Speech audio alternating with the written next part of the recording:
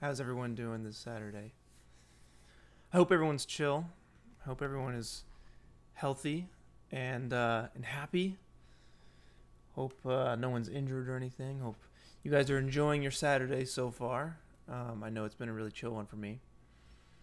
And that's great actually because that's kind of the topic of today's stream, which is getting inspired by music and making a cool render from that music. And that's exactly what I'm going to be doing today. So as you guys know, some of my favorite music of all time is ambient music. It's currently what I'm listening to on my headphones here. And I have a really chill ambient playlist that I put together over the years of listening to ambient music and, having my taste change and stuff. And I got some really old songs on there. I got some new songs on there. But it's an ambient playlist that I like to use for everything. It's for, for VFX. It's called ambient for VFX and editing, which is why I love VFX so much, is because I get to listen to music. Editing, you don't get to listen to music so much, but yeah. Where was I going? Hey guys, how's everybody doing? Am I connected here? Can you guys hear me? Cause I ain't getting any feedback in the chat right now, and it says my bitrate is lower than usual. So are you guys there? How's everybody doing?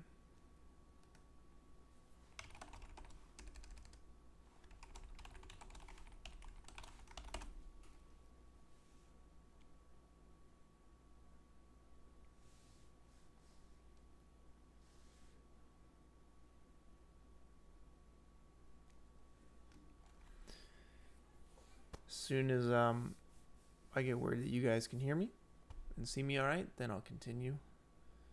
We might have to redo this.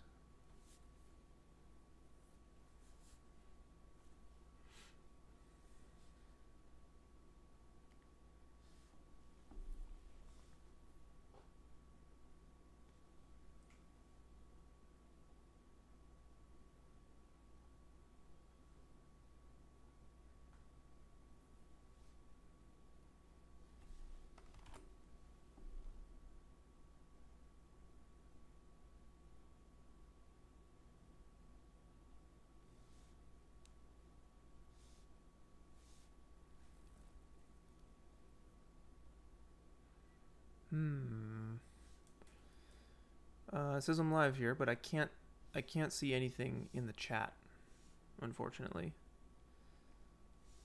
But let me just check the actual YouTube link to make sure we're good. It might be okay. It just might be on my end here.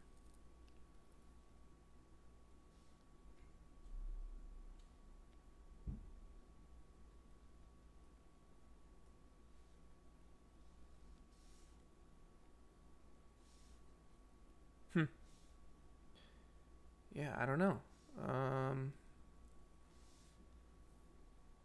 This is weird. I'm gonna check the Discord and see if things are going okay here. So I should be streaming.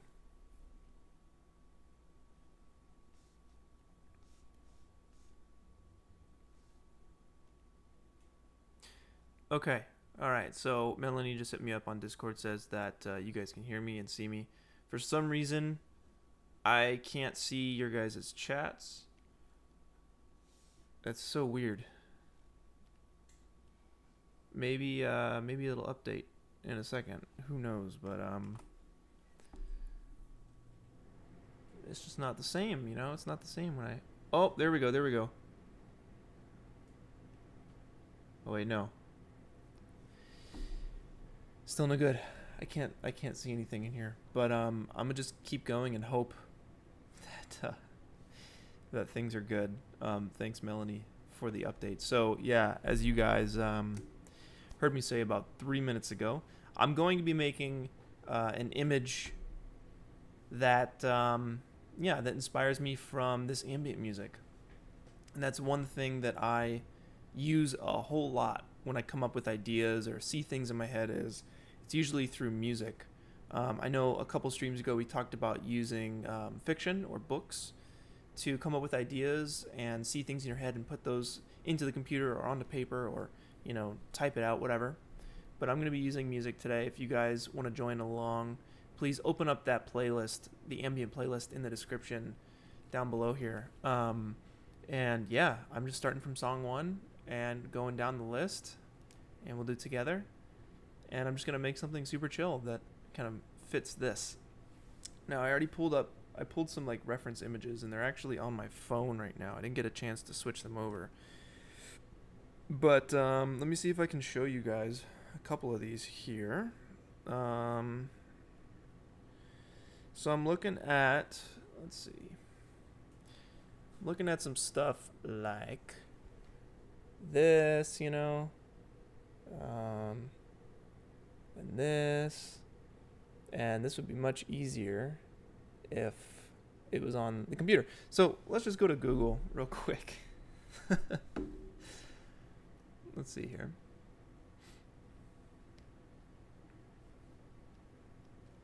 I'm just gonna type in foggy radio tower. I remember one summer when my buddy Young was in town. We looked up at the mountains here in Los Angeles, and we saw that the clouds or the mountains were completely covered in clouds, and we're like, dude, we should go up there. And we went up there, and there were some radio towers up there, and it was so cool because you'd look up and it would be like, it looked like this, where the top of it would just disappear into the fog. And that's kind of my inspiration for today's render. I don't know if you guys ever played Death Stranding, but there's a really cool is it Mount? It's not Mount Knot City. It's the radar dish area. If you guys know what I'm talking about. Super atmospheric, super cool, and I want to render something kind of like that. So yeah, I'm just gonna use Google here as like a quick little inspiration here. Every time I come up with an idea or an image that I want to render, I'm always on Google looking at things that feel the way I want this thing to feel. And this is a really good image. This is kind of how I want it to feel a little bit. But yeah, using reference is the way to go, because I can see, like, in my head, I'll open up Photoshop for you guys and I'll kind of just sketch out what I'm seeing. But I'm only seeing like a blurry image, like, like as if you're remembering a dream is kind of what it feels like in my head right now. So I'm just going to make a new 1920 by 1080 is fine. We'll go widescreen with this render because we want to make it cinematic, right? We'll get those black bars at 2:3:5 aspect ratio.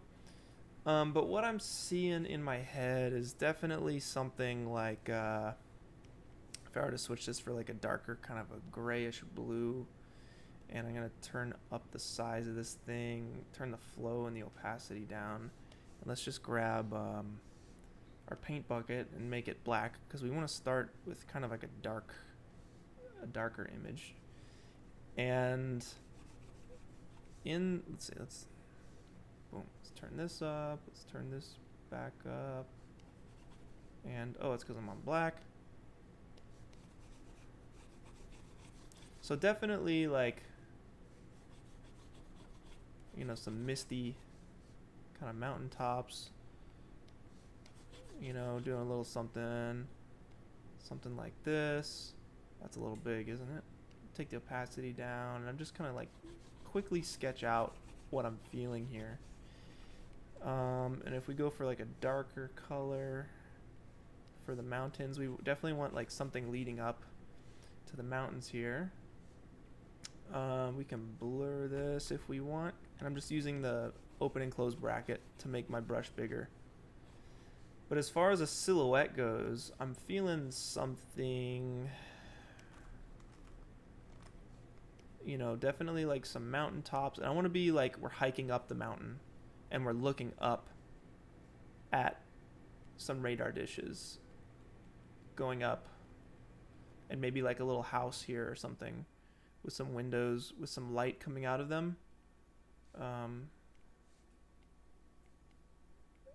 I definitely want that. And then it'd be really cool to have these lights going off into the clouds, and maybe we bring this whole image down.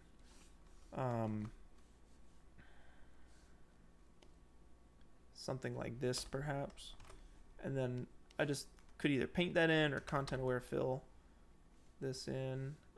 It's saying, what is it saying? Content aware fill, no source pixels selected. Okay, so I guess it has to like have pixels to do stuff with. Something like this. And then we can always add more as we go, but this is kind of like what I'm seeing in my head. And maybe like there's just more towers, and maybe there's some like power lines that kind of go off into the distance or something. I don't know. But as far as the mountain goes, I definitely want to have some snow on here, some rocky texture with some snow, I think would be really cool. And I'm going to use, kind of go over how to combine two super high quality textures to give you kind of like a spotted, you have snow and then you have rock and maybe a little bit of grass or something. So we can kind of go over that as well. And as far as elements go, I think we're going to be pulling from Turbo Squid. This is so weird, not being able to talk to you guys. I'm going to refresh and try again.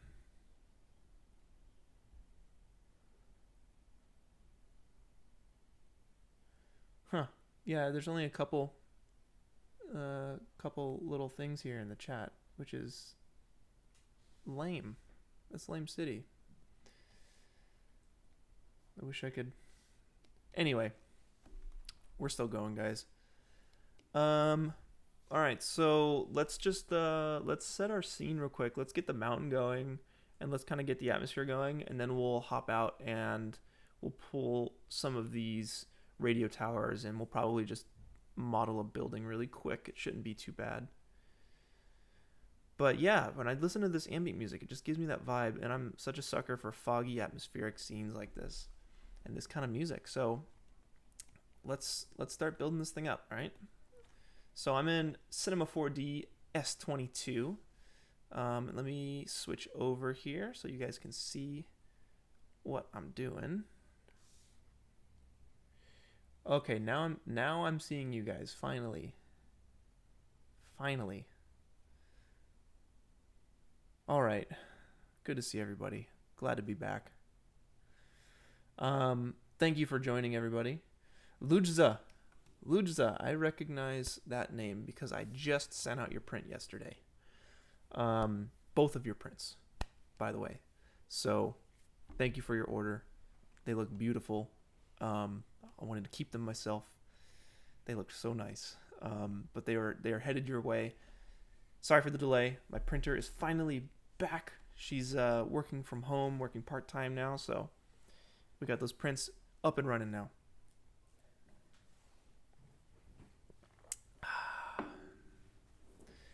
All right, guys. Let's begin. So, mountains, very easy in C4D. Very, very easy. You can just spawn some mountains. It's that simple. So I think what we'll do here is I always spawn a figure for scale. So these are just some tiny, tiny mountains. Let's zoom out here. Let's pull our figure up. And I probably won't make these mountains as big as they would usually be. You know, like these are definitely some mountains for sure. But to keep the scene size kind of low and to keep things moving smoothly, I'll probably keep a tinier, little smaller scale. Sweet, you guys are dropping all your ages down here. It's weird, the chat is updating in bursts. So I'm kind of seeing everybody hop in here. Hopefully everyone's good. Maybe I'll get a bunch of thumbs ups later. But hey, if you guys can hear me and see me okay, just give me a thumbs up, all right?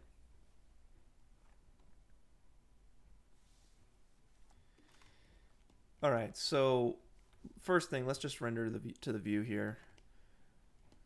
Boom. Cool. I'm going to make a little HDRI, immediately just trying to get a vibe here. And I've been making my own HDRIs actually. As of last week, I started doing it. So it's really fun, and I'm actually going to do a little tutorial for you guys, just like a 5-10 minute video to show you guys how I'm doing that. But let's go. I don't really have anything with the vibe I'm going for, but maybe this could work. Yeah, this could definitely work. That could definitely work.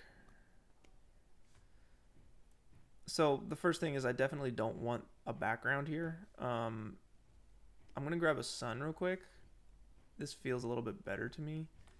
And I'll pull the sun up so we can see which direction it's pointing. And this little arrow, right? You have this line. The sun is pointing in the direction of that line. So if I tilt it down like that, the sun will be pointed right down. But let's go for like kind of a top look, maybe little side light vibes going here. And I'm just going to really make this an overcast sun. You can see here it's super low poly, the landscape. So let's just up those polys. In fact, I might just throw it into a turbo smooth here. So holding Alt, I'm going to click this button with the landscape selected. And that makes your selected geometry an automatic child of the modifier, or terminology here, guys. Terminology. These are effectors. These are probably modifiers, I think. Okay, so it's way too sunny. The light is way too direct. We need to make this thing overcast. So the way to do that is you take your sky turbidity from 2.2. Let's just take it to 10, and that's gonna just turn things overcast. It's a nice little slider on that. So I think 10 is a good number for us. Another thing you can do here is actually, if you turn up the sun size, if you notice these shadows, turn up the sun size to like 10, it's going to really like soften out those shadows. A bigger light gives you softer shadows. But I think we can just do sky turbidity as 10. Cool. It looks like the chat is pretty updated now. I'm seeing thumbs ups from a while ago. So awesome. Awesome. Okay, so let's get the vibe here. What lens did we want? If I was imagining this, maybe a 24, maybe a 50. I don't know. We can always change this. That's the best part. That is the best part. Let's take the landscape. Okay, I'm gonna delete the figure. We don't need the figure anymore. I'm gonna take the landscape and save my scene. That is the first thing I'm gonna do, is save my scene. So you don't want to lose your work.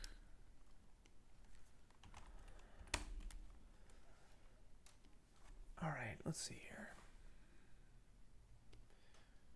Rough furrows. Let's go 200%. Fine furrows, 200%. Maybe we take off the subdivision, and instead of we just up the width segments and height segments. So I'll go 500 by 500, and you're gonna get some nice detail in those mountains there.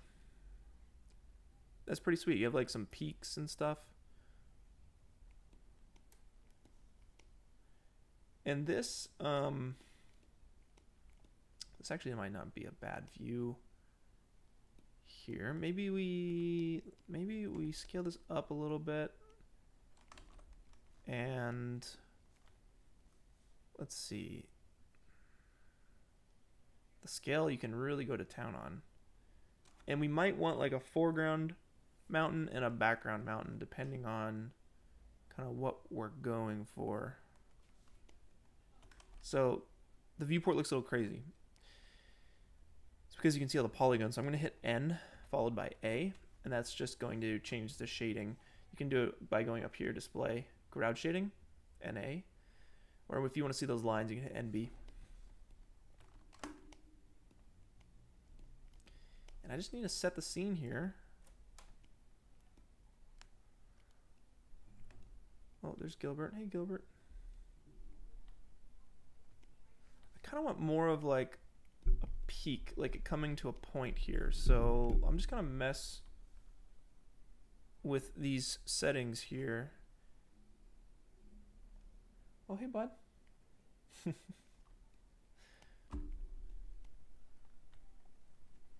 Oh, he's all over the mic and the keyboard. What's up, buddy? Say hello, Gilbert. We're streaming right now. We're making VFX. We're making cool scenes.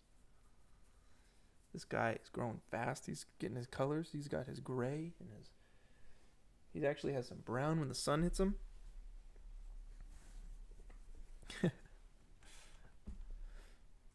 Okay, let's keep moving here. Let's keep thinking about this.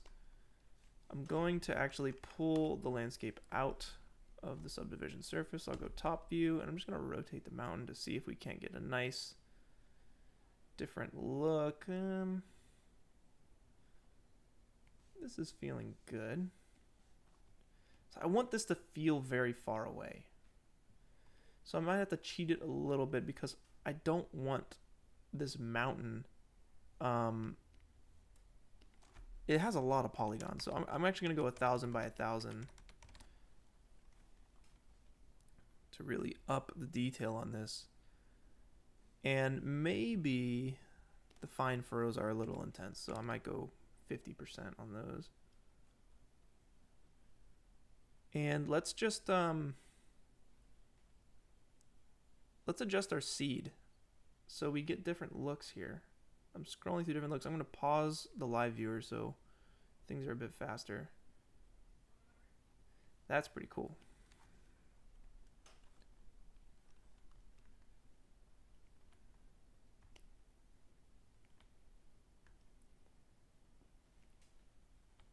That's pretty cool.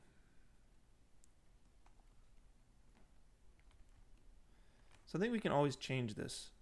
We can always update our mountain here if we leave it editable. If we make it editable,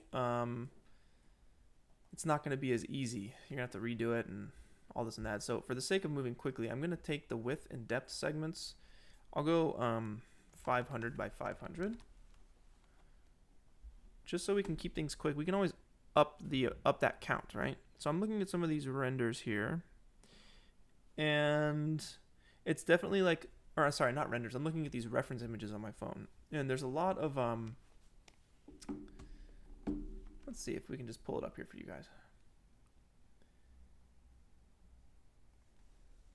So this image is actually a pretty good example. It's a little blurry because it's still loading, but there's a mix of snow and trees, right? And if we search for more images like this, you guys can see here, it's actually a very large image. So you kind of have a mix of rock and snow, and that's what we want to go for. So that looks like a really nice, smooth snow mixed with a very coarse, rough, chunky rock texture.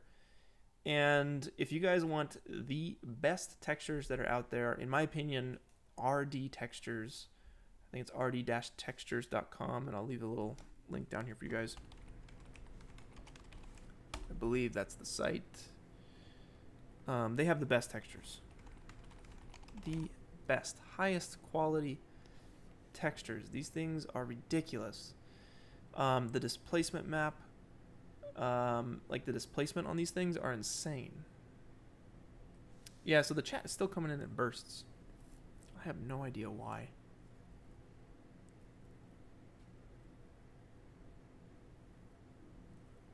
Not Louisa. Thanks. Good to know. So I'm going to be using RD textures to really amp this up. You guys can use textures from Texture Haven if you guys would like. It's a really, really good website for free textures. If not one of the best or the best site for free textures. It looks like they have some really nice rock materials. Yeah, this is awesome. This is cool, but I'm going to be using RD textures for the time being. So, okay, we have our scene here. I want to definitely add some radio towers. That's kind of the point of this whole thing, but we definitely need this mountain looking nice. And we definitely need fog. But I think that stuff usually comes later for me. I like to kind of generally build things up first and then add all that stuff on as I go. So I think let's just grab like a cube real quick. I'm going to hop out of camera view and I'm going to grab a cube. Okay, and we're going to say this cube, and I'm not going to scale right now. I'm just kind of doing it by eye. So if we have like a building, let's just say it's like a administration building or something up on the top of this mountain. And it's something like this. Okay, and I'm going to make it editable and just do like an extrude inner. So this roof kind of comes out, and I'm going to extrude this up. Right, and then maybe on the roof, if I hold control and make a new primitive, maybe on the roof there's some like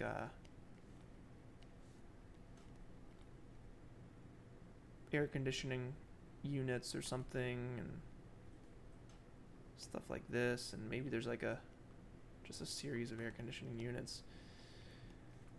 And then you'd probably have just to make this quick, you'd probably have like a boolean for a door here, and you'd have an area for some windows. So maybe the door is less important and more so it's the windows. So let's see, let's do something like this by that, and we'll just go right in there.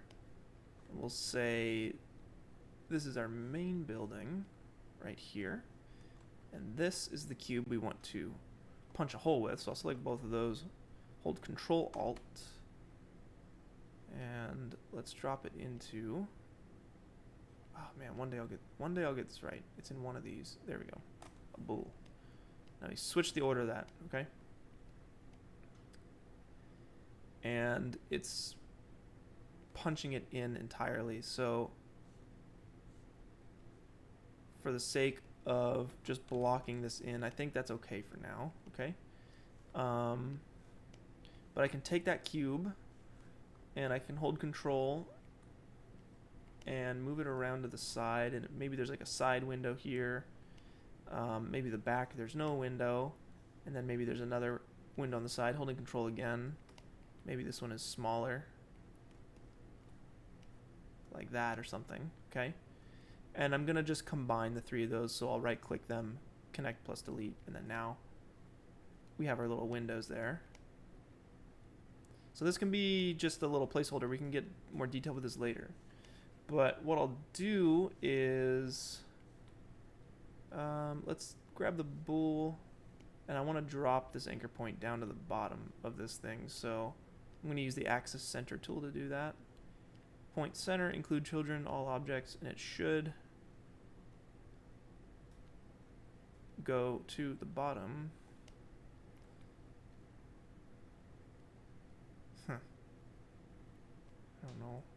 I don't know why that's not doing what it needs to do. I can hit L and do it manually from like side view here. That's fine for what we're doing. Okay, and let's just zoom out here, NA, to get rid of that nasty viewport. You can see our sun is causing some weird stuff too, so I think ND, NC. NC is the one that actually doesn't utilize the lighting. So let's hop back into camera view and see where things are. Okay. So yeah, it could just be sitting right up there. Simple as that, just kind of like we're talking about right here. And maybe I'll switch the look of all this.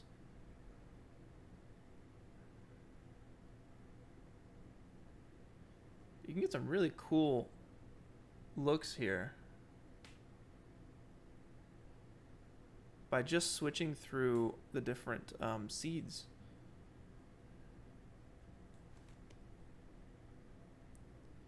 And I definitely don't. I don't want this to be like on a cliff. I definitely want it to be like you're on a hike, and you still have a ways to go. That's the way I want it to feel.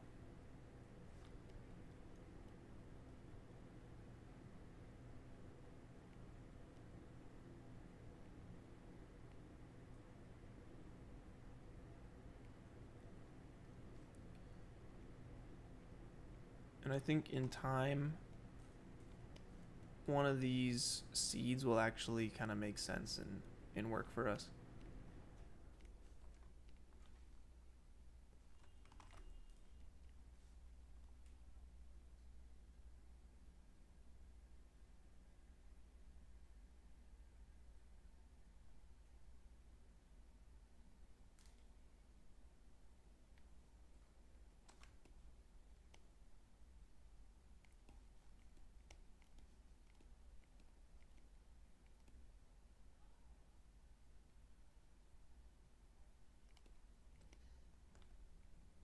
Maybe I just need to go really tall with it.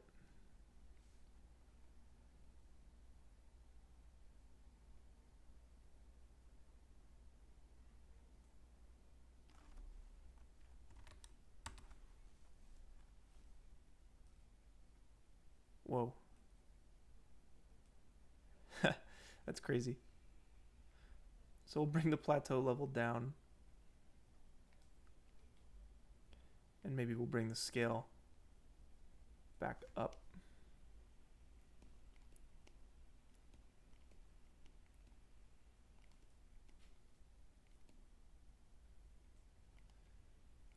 And let's set our aspect ratio. So I'm gonna go up here to render settings, and we want 1920 by 810, and that is a 235 widescreen aspect ratio, as you guys can see down here. And you can lock the view and use this number. We can type 0.5 to actually see our entire render.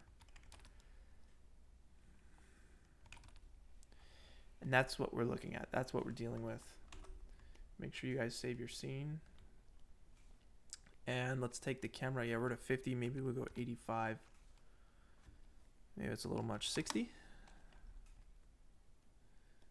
And it looks a little tall to me. So maybe what we do is just bring the scale down, I think. Or maybe it's the height. Plateau level.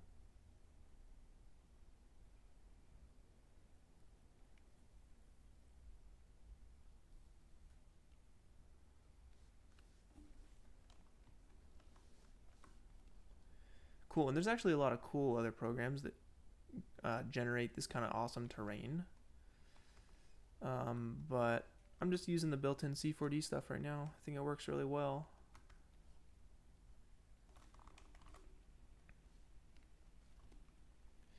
And this just takes time, you know, you gotta work it in.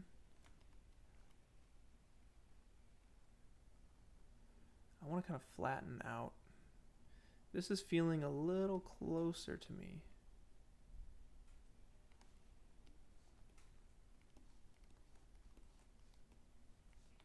All right, where are we? We got to get out of camera view for a second. All right, so now we're in a pretty huge scene. We can see it clipping through. So it's very easy to fix. Just hit Control D. That'll bring you to your project settings. Scroll down a little bit, and you'll see the view clipping mode. Just set that to large. And if it's still doing it, right? If it's still clipping, you can, you know, just set it to huge. But I think for our sake, large is fine.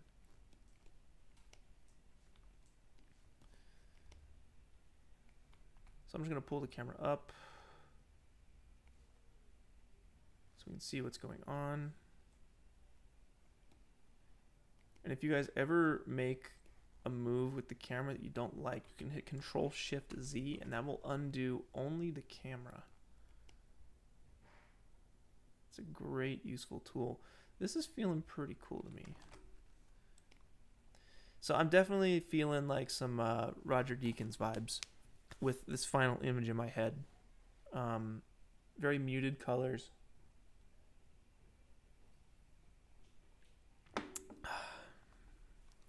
And very atmospheric. All right, so I think the next thing we need to do, honestly, is we need to get this this radio tower in our scene. So I believe I already have one. I'm gonna have to double check here, but I might go to Turbo Squid and grab something as well. Oh, there's a cool way. Oh, dang, I don't remember how to do this, but there's a really cool way to constrain this to the top of the mountain. I'm gonna give it a shot. Okay, so if I right click the bool, which is our building here, and you go to, they move things around a little bit. We want a constraint tag. Let's see, render rigging, constraint tag. Man, I don't remember how to do this.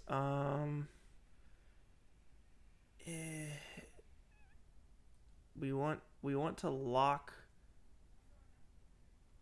the XY position of this, XYZ position of this to the top of the mountain. So is it PSR?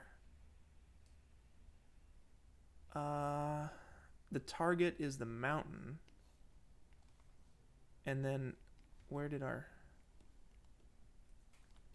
so it went down there. So it's at the bottom of the mountain. Maybe I have to make the mountain editable to do this, which I don't want to do. Oh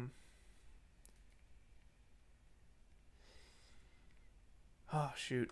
Yeah, I'm not the best with this. I don't know exactly how to do this, but you should be able to lock. I know there's a really good tutorial for this. It's like locking object PSR to what would it be? Locking object position to geometry. Cinema4D. It's like a tutorial with a bunch of trees. This one here.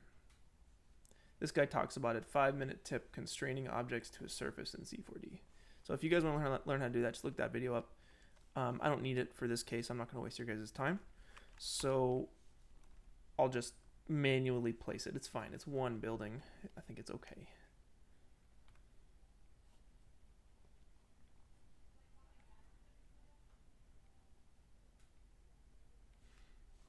Cool. All right. And technically it doesn't even need to be on the mountain. It just needs to look like it's behind the mountain a little bit. So I might scale that up a little bit more. Something like that. And with the music I'm listening to right now, this totally is starting to get there. It's starting to get to that vibe. I am on Exile by Mount Shrine. Mount Shrine is such an amazing ambient artist. Absolutely incredible. Like, inspires this kind of work in me. And his album art is kind of similar. Funny enough. All right, so the chat is still crunchy for some reason. I saw I got a little super chat, so whoever that was, I appreciate you. Thank you so much. So let's keep going. Let's get those radio towers in here. So I think I have, oh yeah, so here's actually some film shots I took. And if you guys know who Jan is, that's Jan. But these are some film shots I took at the top of Mount Baldy. And it's totally the vibe that I'm going for right now. It's that snow mixed with rock kind of texture. This is the very, very top of Mount Baldy. It was so windy. Our raincoats were completely torn to shreds. This is on our way up. So the pictures are going backwards in time here. But it's just totally a different world. Like, everything is frozen and everything looks different. If there were radio towers up there, man, they would have been frozen solid, just like these plants. Like, that is so cool to me. So maybe we'll make the radio tower frozen as well. Definitely Jan. Yeah, definitely Jan. But man, the look of this was just, I was in another world. And I want to go back so bad. So this is kind of the vibe, but with color and radio towers. And of course, yes, we brought our Switches and we played Breath of the Wild, of course. You have to, you know?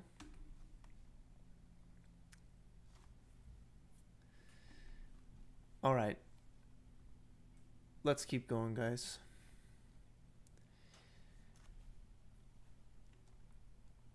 So we want that tower, right? I'm going to go to my VFX materials, and we have 3D models from Turbo Squid, okay? And in here somewhere in here should be like a satellite or a radio tower or something. Let's see, satellite. No. Where are you? Elevator, bed, camping tent, old boat. Refinery could work, but it's not really what we're going for. It's not in here. So let me just go to Turbo Squid real quick and see what they have.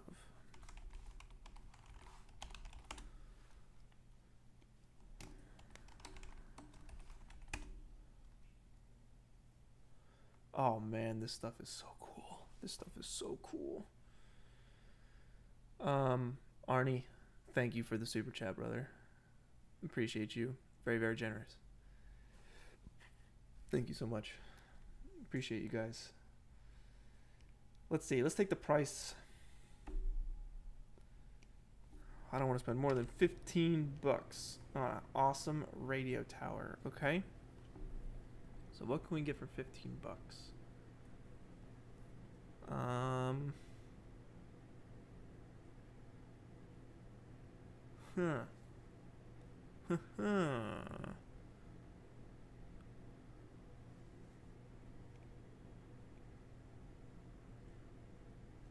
feel like we can do better. This isn't bad here. Basically, we're going for silhouettes. This thing is very low poly. Very low poly, though. Maybe this.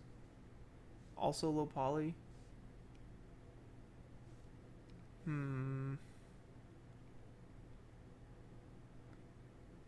This isn't bad here.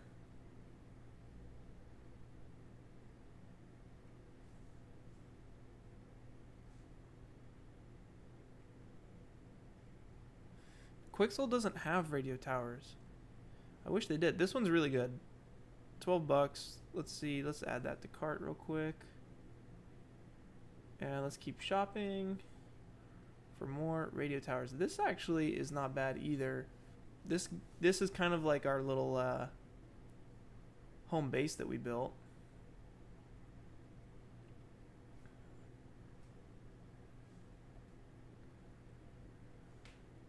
I'll add that to cart as well. And I'm not too concerned about textures because it's going to be kind of behind it's going to be behind fog and whatnot. CG Trader. All right. Let's follow the lead you guys got here. cgtrader.com maybe.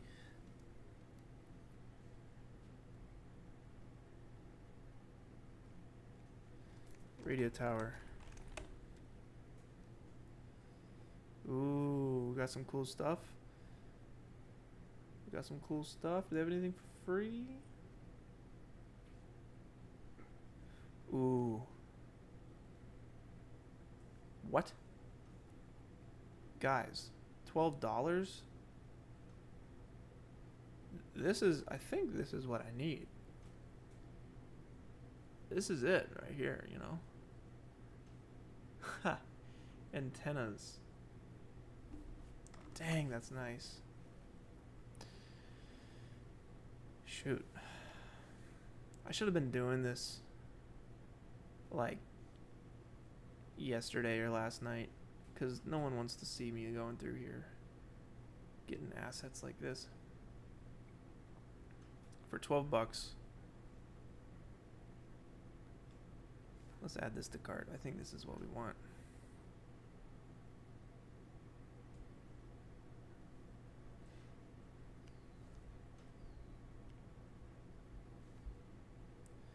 Okay.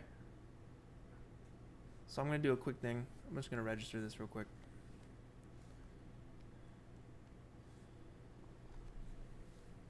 Dang, I wish. Wow, okay. These comments are coming in. I'm glad I can actually read your guys' stuff.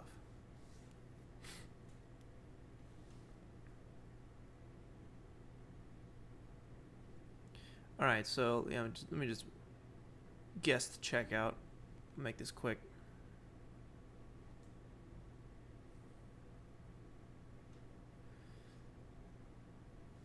I'm like super paranoid because I'm typing in my credit card information, but I know for a fact it's not on that screen. So here we go.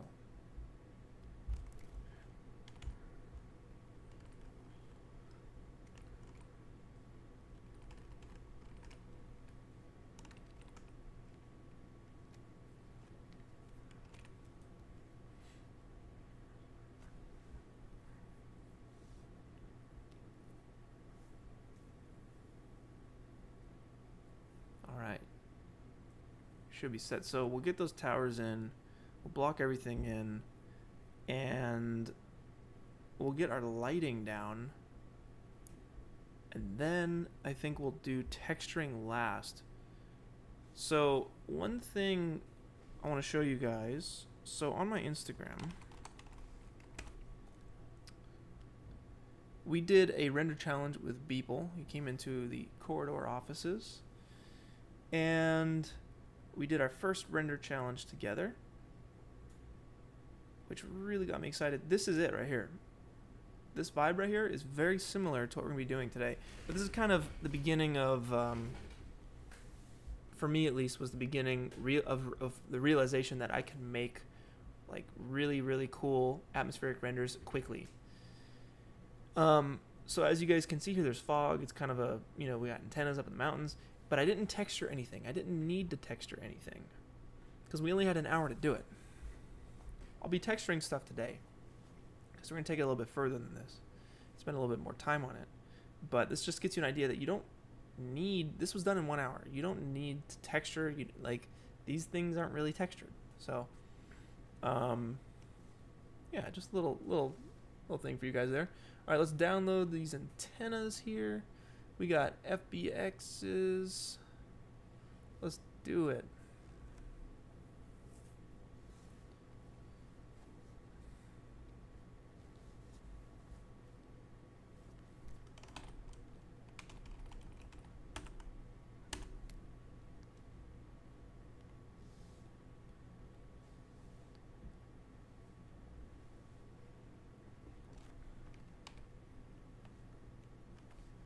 Awesome.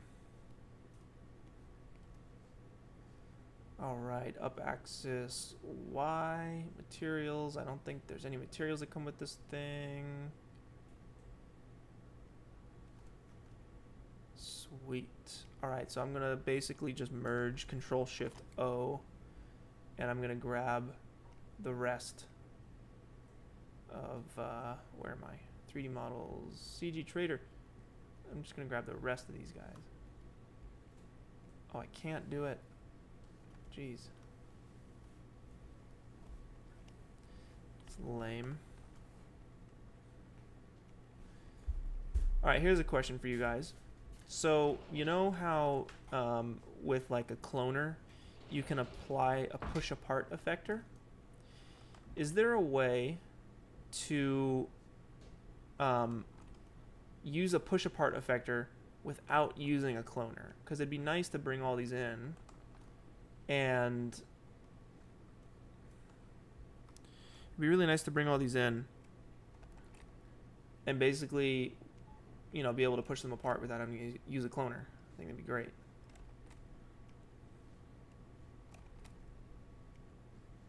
So I'm bringing in all these assets here, and these things look super, super cool. I'm very excited to use these. This is totally what I was going for.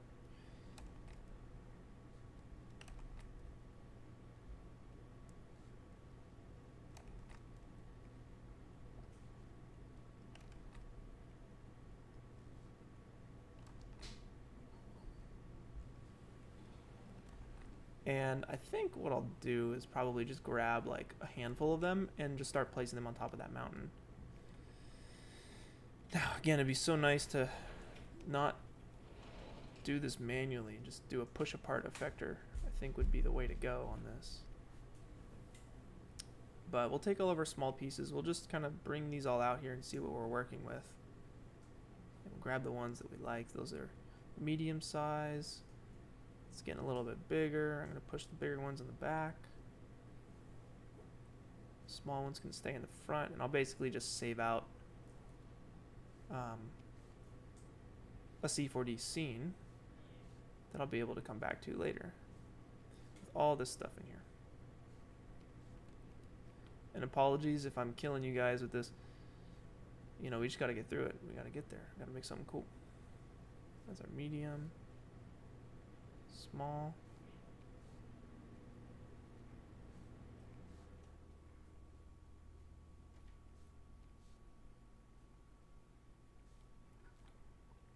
I hope you guys are enjoying the ambient playlist. I know I sure am. Stuff gets me amped. Oh, this is great. Okay. I can grab all of these. Man. This one for sure.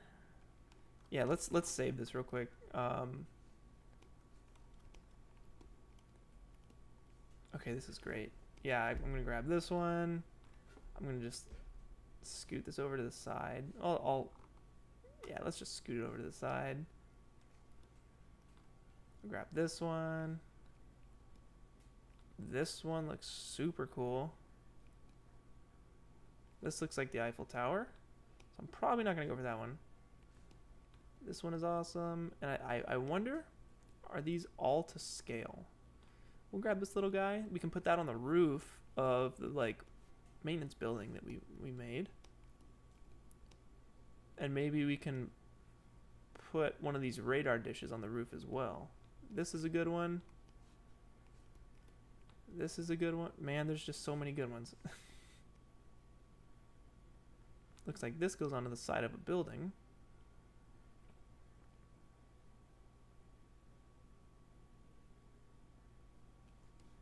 And we'll grab that one too.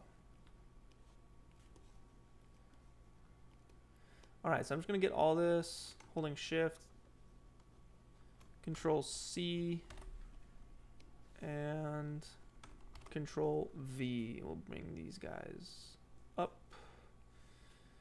And pause our live viewer. We don't need it. We can delete the materials. We don't need them. Cool. All right, so now what I'm going to do is just kind of go through here and start scaling these things up.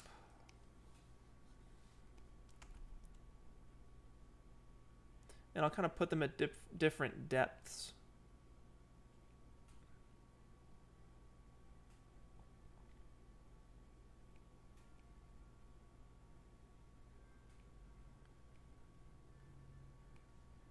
Really start getting an idea of what this stuff is going to look like.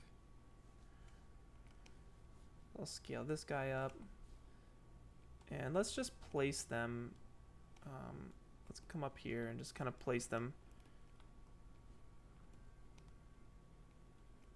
this way. We'll scale this up.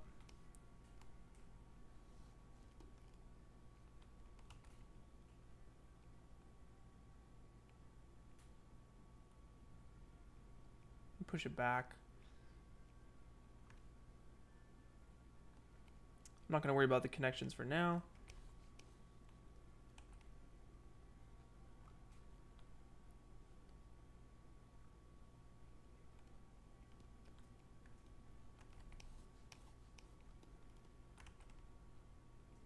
can push this one way back here and scale it way up.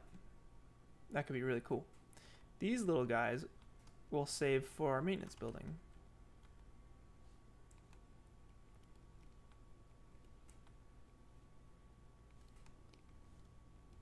I was gonna hide this so we can see what's going on.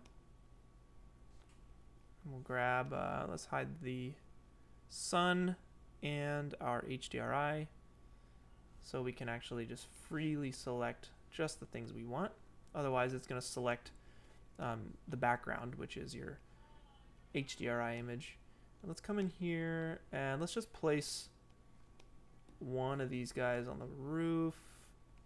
This thing can just be next to the building. We can scale it up a little bit.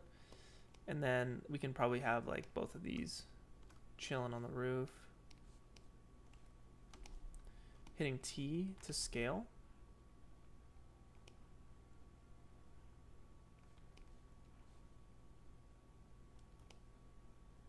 And we can always adjust the orientation of all this stuff, the scale of this stuff. Our goal is to get a nice silhouette. That's what we want, is a nice silhouette. This can be nearby. Bring our landscape back. Okay, let's go back to camera view and see what that looks like. So definitely there's too much stuff crowded on the left side. And same here. So I definitely want things to appear not cluttered. You know, I want to be able to see things clearly and have a clear silhouette. So that's what we'll be going for.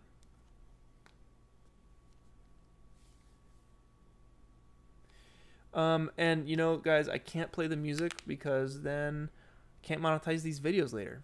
So that's why I have the little playlist for you guys. So you guys can go on and listen yourself. I know some of you may not like the music, you know, so I don't want to blast it for everybody.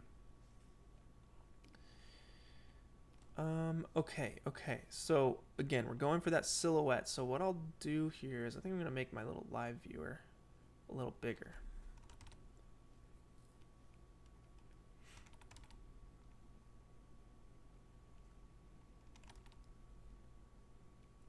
Cool.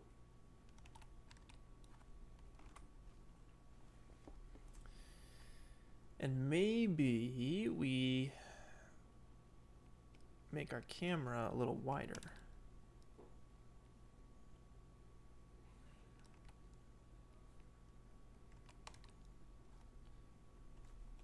Then we can tilt it up. So quick tip with the camera, guys. If I Control-Shift-Z, it undoes camera movement, okay? If I'm holding Alt and I want to, you know, rotate around the scene, if I click on, say, this mountain, I'm going to start rotating around this mountain. Same for if I click up here on the radar dish, I'm going to be rotating around that point. But if I click off into space, you should be able to just pan and tilt the camera, which is very, very helpful. Now, that's not going to work if, say, you have an HDRI element in here, right? And let's turn it on. Okay, so it's on in the viewport. You guys saw it pop in.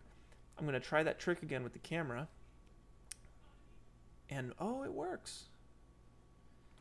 Let's undo that again. Let's check on our sunlight. And it works. Okay, so I just learned something here. If you don't have the camera selected and you try and click in this empty space, it'll circle around some random point. If you click the camera, then orbit, it'll pan and tilt properly. But let me try and hide the sun and the HDRI from view. And yeah, okay, so it's the same case. You have to have the camera selected to be able to do that pan tilt trick, which helps us here, you know, because now we see more of the mountain and we're able to line this up just a bit. I'm a sucker for symmetrical framing, but this is also really, really cool too. big fan of this kind of setup here. So, all right, let's push some of these taller ones back into the distance. All right, so I'm going to push this one back a little bit. Maybe that will be like our center frame, and I'm going to rotate it so I get a nice silhouette.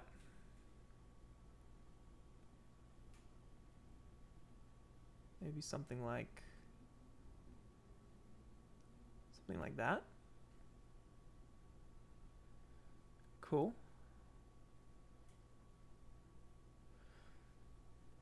And then let's grab this guy, and this guy we can push back.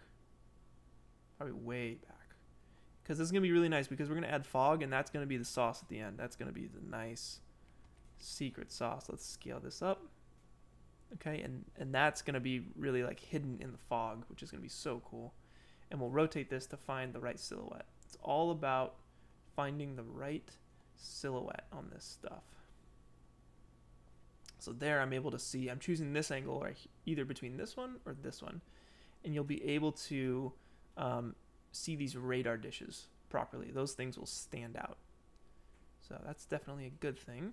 Let's grab this guy back here, and what's this guy's deal? Maybe we push this one further back. Same deal, we scale it up. And that's going to be back there, tucked back there in the fog. And maybe we'll add fog next to get you guys an idea of what that's going to look like. And I think there might be a couple more hidden, so I'm going to hop out of camera view. Real quick, back to camera view. If you go to option, check camera, make sure it's unchecked, okay? You can see option, check camera is unchecked. It's checked by default. But we uncheck it and we hop out of our camera view. The renderer stays, okay? But our live viewer, we can maneuver around here and move things around. No problem. All right, so we can see here, let's see, we can see here that these two little radar dishes are stacked. So I want to kind of give them some space so we can see both of those in here. As well as these. These are stacked. So I'm going to move this over to this side. And I'm looking for it. I can see it right there. So I'm going to push it a little further. It's kind of hard to see. There it is. There it is right in there. This radar dish I'll pull out a little bit so it kind of stands out from the building. They're all kind of just around the building there. Save our scene, okay? And let's think about this. We can always add more radar dishes, but let's get some fog going so we can really get the final look down, all right? So I'm going to pause my live viewer, zoom out. And this is one reason why I wanted to keep a smaller scene, is because you have to cover more area with the fog. So I'm going to make an Octane fog volume. I have it all set up already right here, but if you go to Objects, Octane fog volume right there. Or you can hit Shift-C and type fog volume. And it's going to spawn a cube that we can't see because we got to bring it up. Look how tiny this is. Yep, we kind of screwed ourselves with our scene scale. We might be able to just scale it down. But let's see first.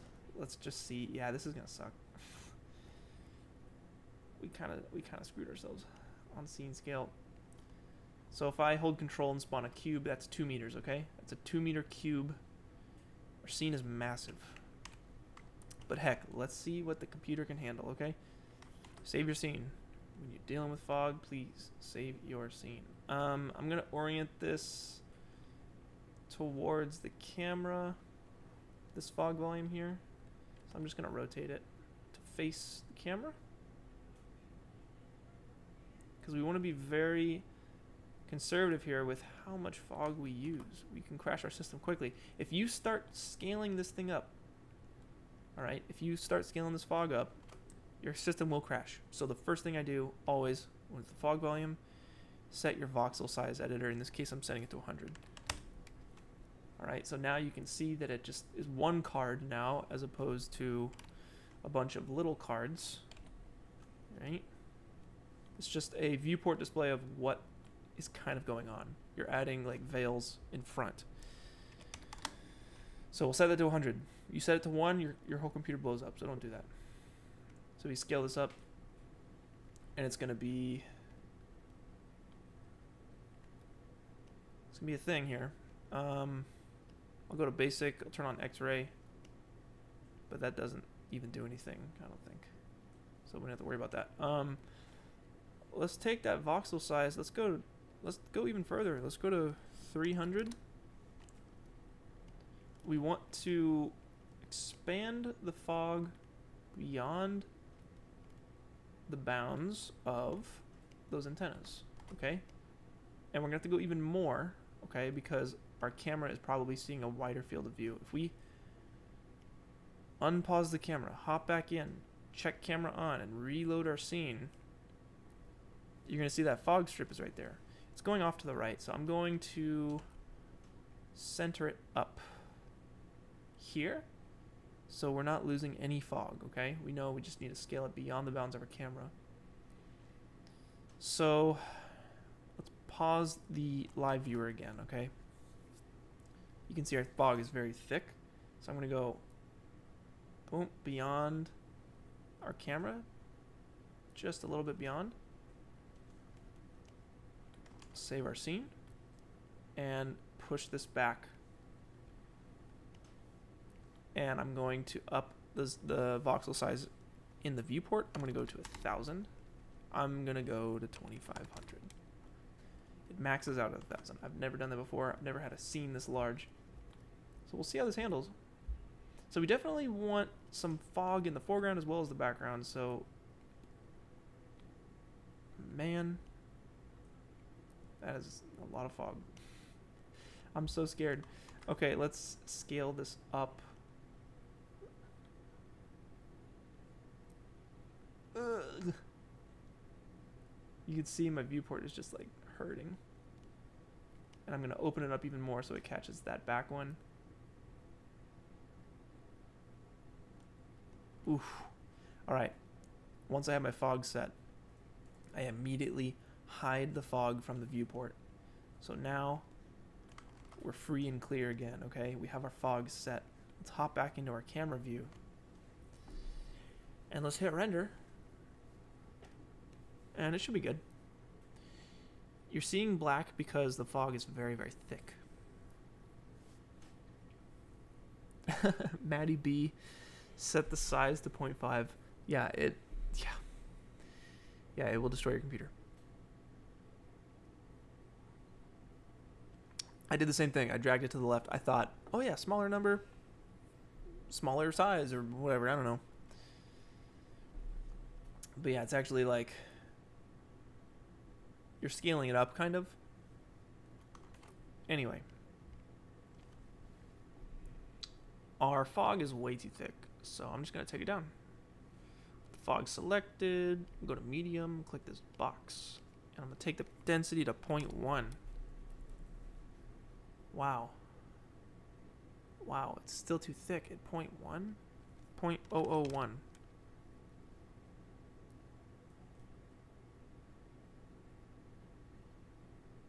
Jeez.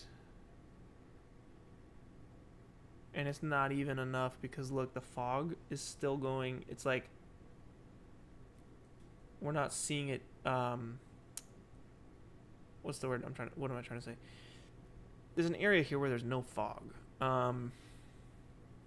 So this is pretty rough. I think I'm gonna scale our whole scene down, guys. This is really intense. So I'm gonna pause the live viewer. I'm going to turn off our fog. I'm gonna hop out of camera view, and I want to scale everything proportionally. I don't want to lose the placement that we've set up. So I'm gonna select everything besides our Octane sky and our Octane daylight and the fog. We'll actually, let's keep the fog in this selection as well, okay? Let's uncheck the HDRI and the sun. We want to include the camera. All right, so what we'll do here is for scale, okay, what we're going to do is we're going to say this cube is a default cube and it's 2 meters, okay? So keep note. See how small this cube is compared to the house. I'm going to grab everything besides those 2 things we talked about, okay? And I want to scale it down, but it's going to scale up all weird and go higher right there. I definitely want the axis to be on the ground, kind of central to maybe our house. So what I'll do is with the axis center tool I have right here, it's going to center the axis based on what you tell it here. So let's see. We don't want to center the points. We just want it to go to the bottom Y. So we'll execute, and that's going to go, should go to the floor, but it's not. I don't know why it's not. I don't know why it's not.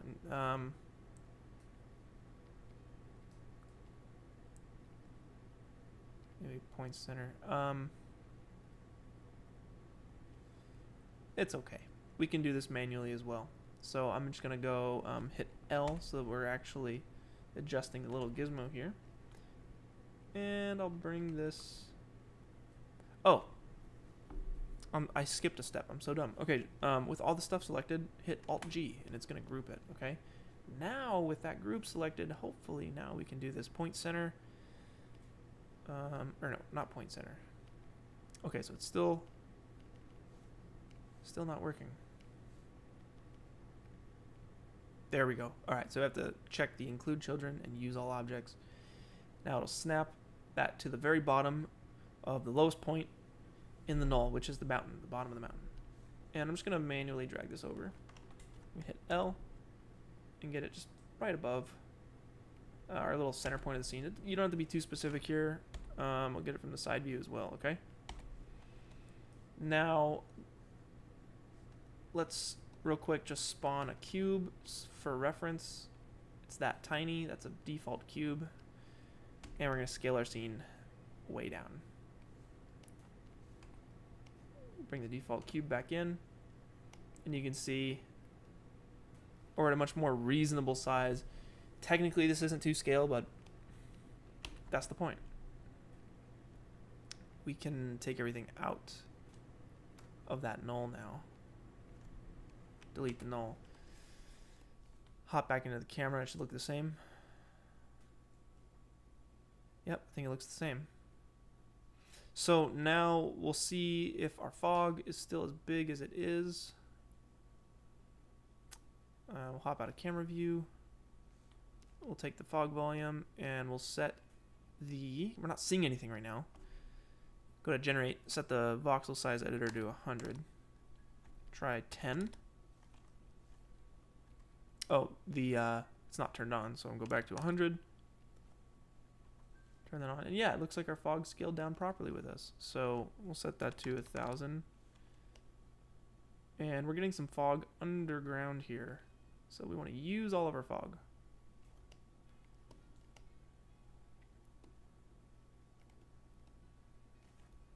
And now we actually have a bit more room to move the fog around. And it's going to render a lot faster. And we don't need to make it as thin. So we'll set it to just 0.1. 0.01. And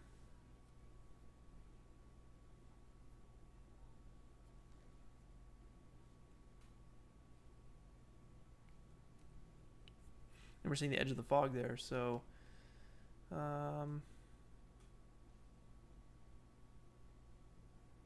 let's see.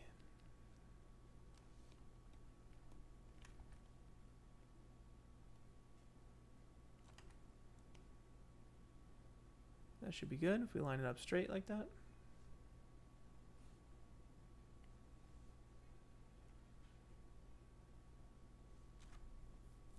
Not bad. Okay. So it's not really getting us the look we want. So I'm going to do a couple things here. I'm going to take our sunlight and I'm going to zero out the Y because it's way up there. Let's just try like 200 or something, and maybe we have to scoot it over. I just want to try and see it from I'll just uncheck camera. And I'm going to move the sun around so it's shining at our scene from behind. That is really going to get us that silhouette-y look that we're going for. The next thing I'll do is I'll take the, let's see, I wonder if, okay, we can go high on the turbidity. We'll go to like 15. And we'll go to our fog. And we want to make it thicker, so we'll go 0.1.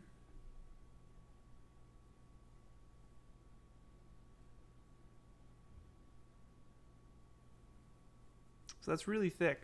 That's really, really thick. Let's mess with a couple settings. So absorption and scattering. Absorption. Let's turn this up to almost white, and scattering will be neutral gray. I think is good, and you can guys kind of see that fog coming through now. So we turned up the absorption to almost white. Let's go even a little further. Cool. That's nice. So it's starting to come through. You guys can see that. There's a central antenna, and then there's some ones that fall further into the background.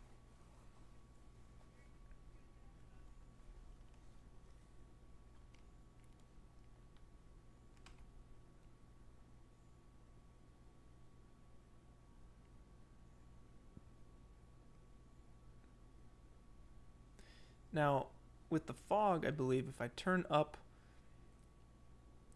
the scattering phase, the light from the sun will actually kind of push through the fog a little bit more in those highlight areas. So if I turn that up, you guys can see the sun starting to work a little bit harder there.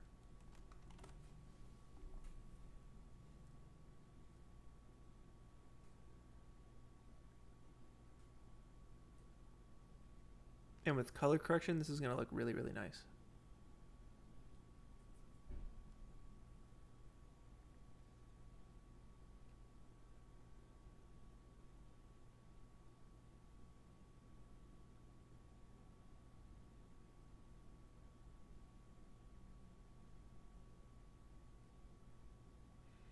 So I'm thinking about composition right now.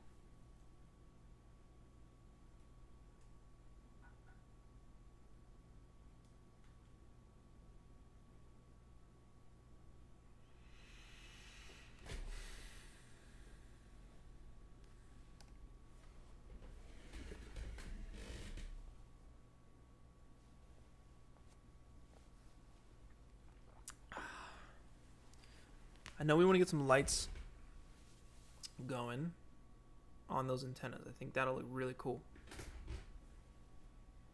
The color we need to get right. The color is not right yet. And I think the silhouette can be tweaked a bit.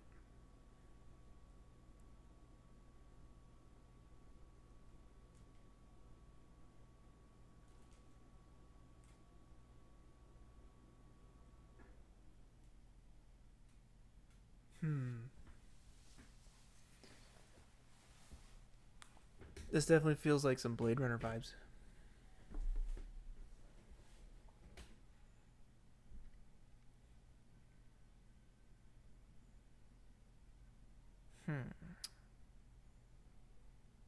Trying to think of the best setup here for composition. This music is really helping, though, that's for sure. It's very peaceful.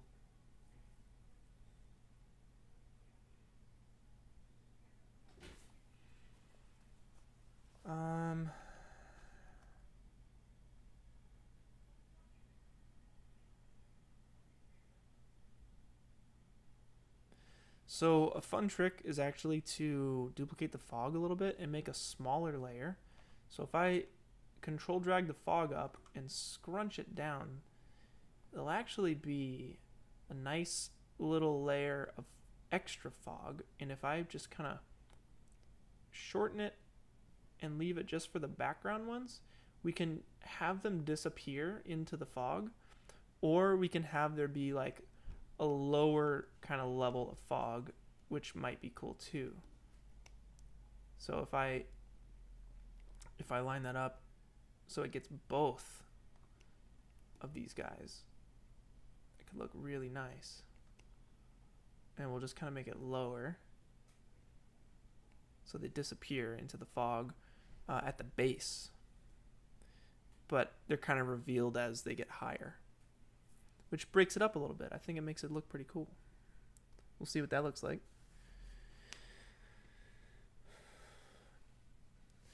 Jacob, the one with the piano. Let's see. I think so. This is the song by Brambles. Yeah, the one with like the trees, the black and white trees.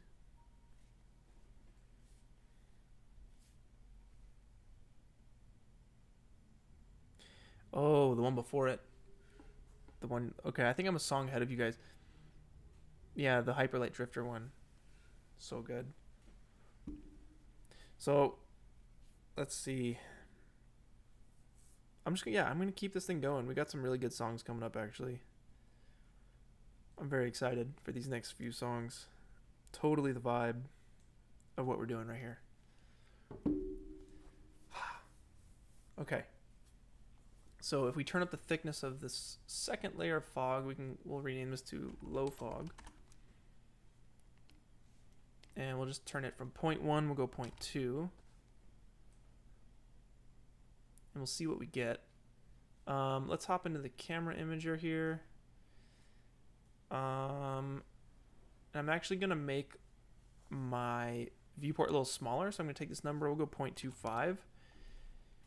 And this is just so I can see, I know it's really small for you guys, but this is so that I can see the changes I'm making quickly because I want to get the composition right, okay?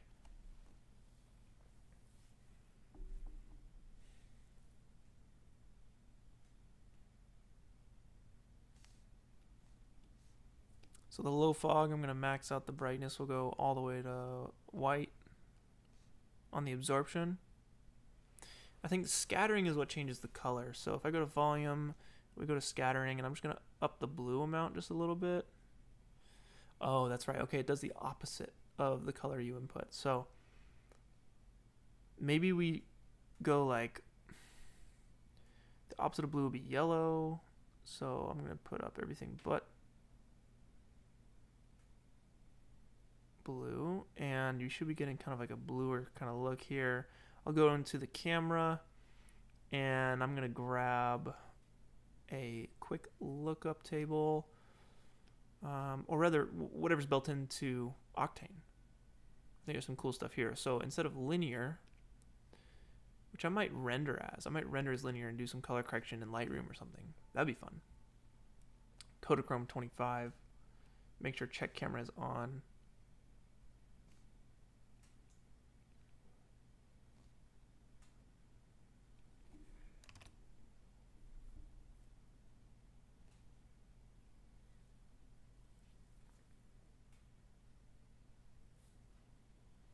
Looks like it's not doing anything.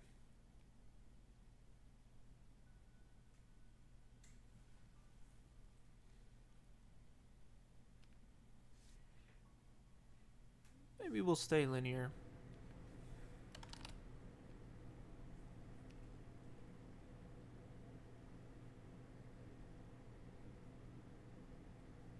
And maybe I'll turn off the fog for a second so I can focus on composition. So I wonder if switching this guy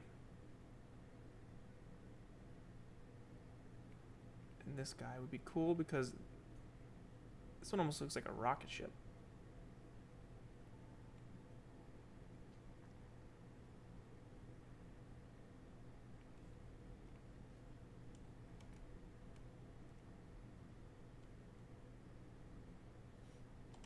Maybe we really scale this thing up. And I'm going to use the axis center tool to bring the axis down to the bottom.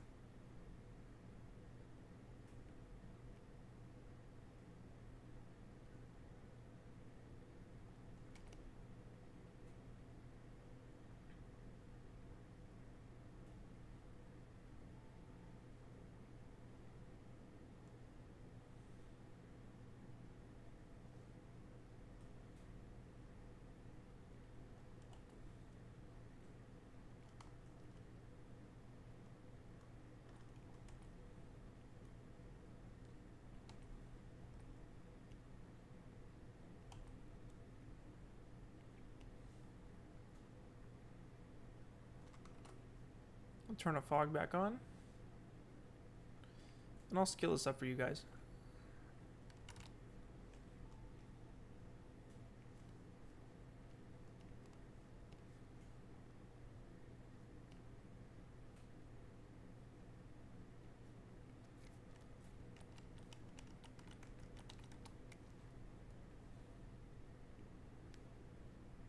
In the camera imager, if you set the white balance here to an opposite of blue, we'll go yellow, it'll kind of tint it blue. And I'm a big fan of the vignette. I think it adds a little bit of something to it. I'm going to take it off when I render though. This is just to give me kind of a quick idea of what it could look like.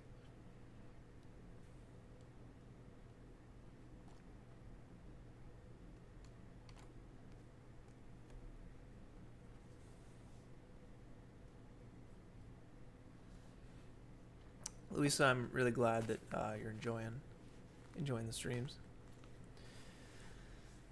It is a bit of a break for me as well, because at Corridor things are very fast and intense and loud, but on the stream I get to just kind of chill out and relax, and it's peaceful, you know, listen to chill music, make chill renders. I love it. So I think we kind of lost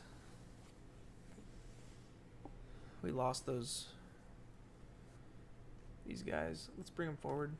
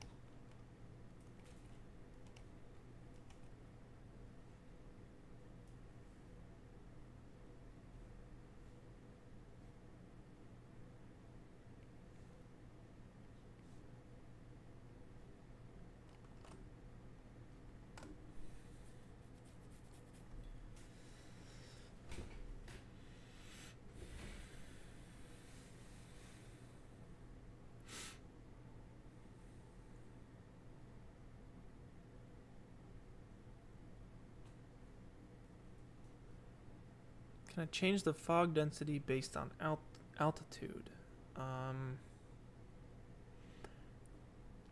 Maybe there's an automatic way to do that in Cinema4D. I mean, I would just type the numbers in by hand.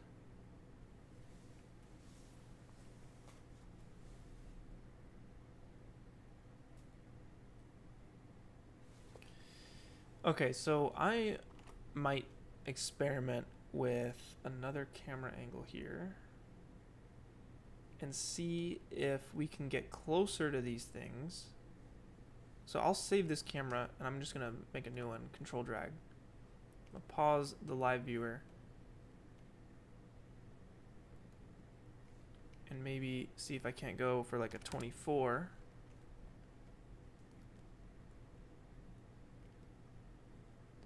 So that these kind of like go up into the sky here a little bit more.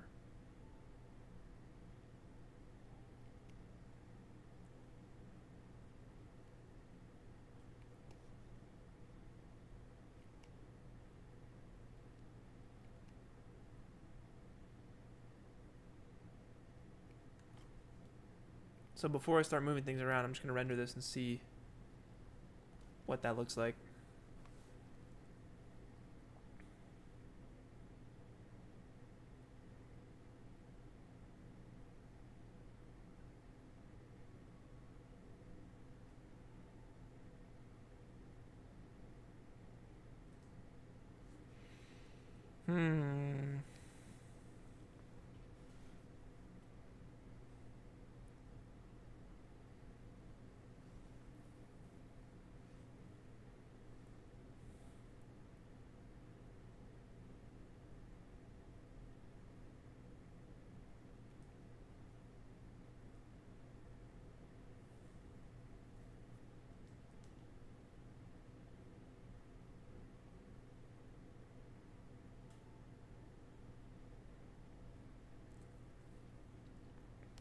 I'm not digging this little mini guy, so I'm gonna delete that.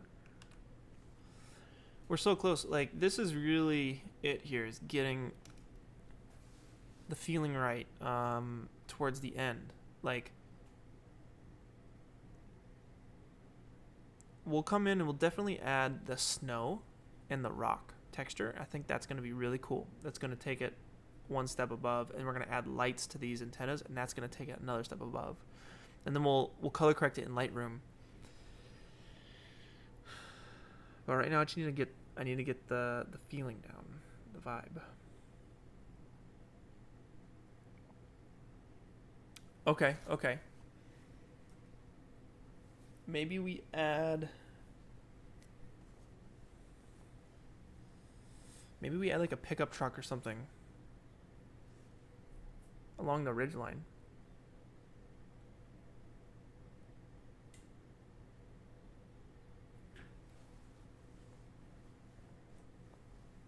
Could be cool. So we're losing this guy. So maybe we delete that one. We move this one over here. And we take... Maybe we switch these ones out.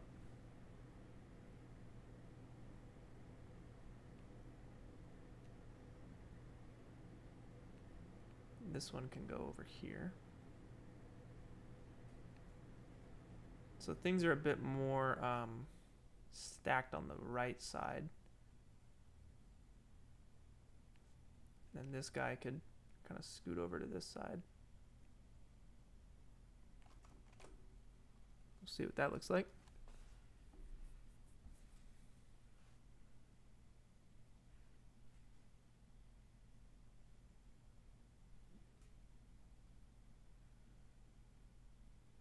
Wesley is asking, how do you have the tops of these antennas disappearing into the fog? So to me, that would just be it's starting to look like Mars now, but like blue. So you could do that by just adding more fog and making the fog more dense. You could add a top layer of fog that covers just the tops of the antennas, which we can try. And you could also do it in Photoshop by just picking the color of the sky around the top of the antenna and just painting, or using the clone stamp tool and painting it over the top, and that'll hide it. That's definitely a way to do it as well. But I'm not digging this look as much. Kind of like this a little bit better.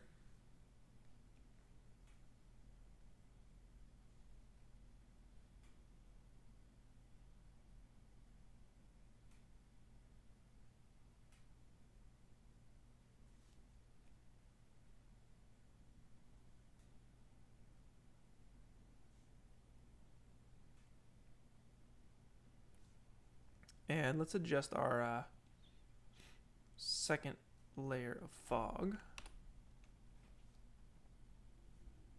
Our low fog. Let's turn the low fog into high fog.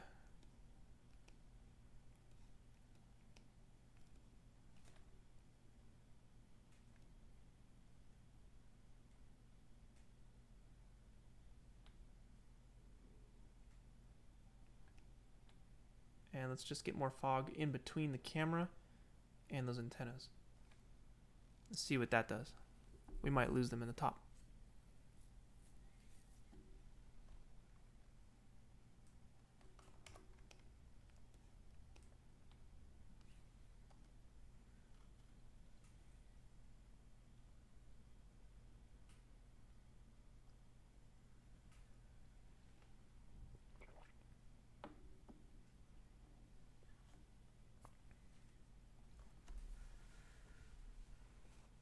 Yeah, this feels better to me. I think now the trick is to make it feel icy and snowy.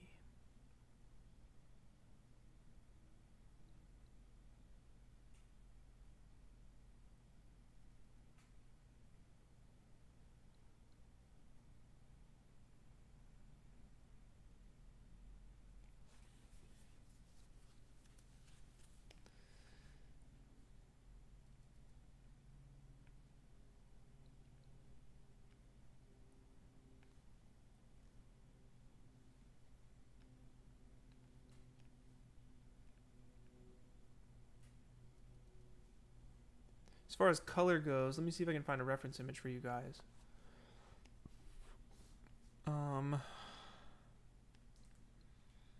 Let's see here.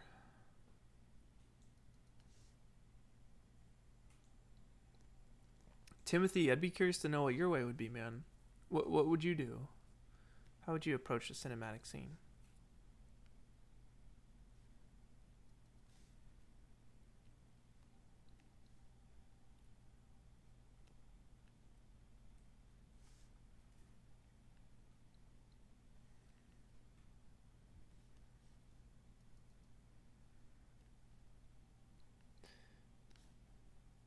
All right. Let me see here. Photography, digital. Ooh, interesting. Okay. So I took these pictures in downtown LA when it was really foggy one day, and I color graded the crap out of them. And I thought it looked really cool. It was very similar, kind of a similar vibe to what we're doing right now. I don't think this is the color I want to go for, though.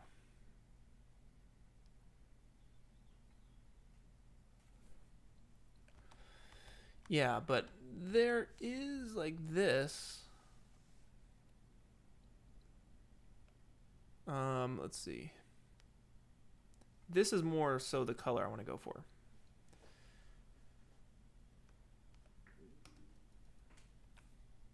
This we woke up at like 4:30 in the morning to get up here with our one wheels. And we saw LA like this, and it was really cool. There's Ren. I just thought that was amazing. This scene here, absolutely incredible. But color-wise, I think this is the vibe I want for the color. So if I were to just, yeah, it looks a little purpley. So I'll be using this when I go into Lightroom.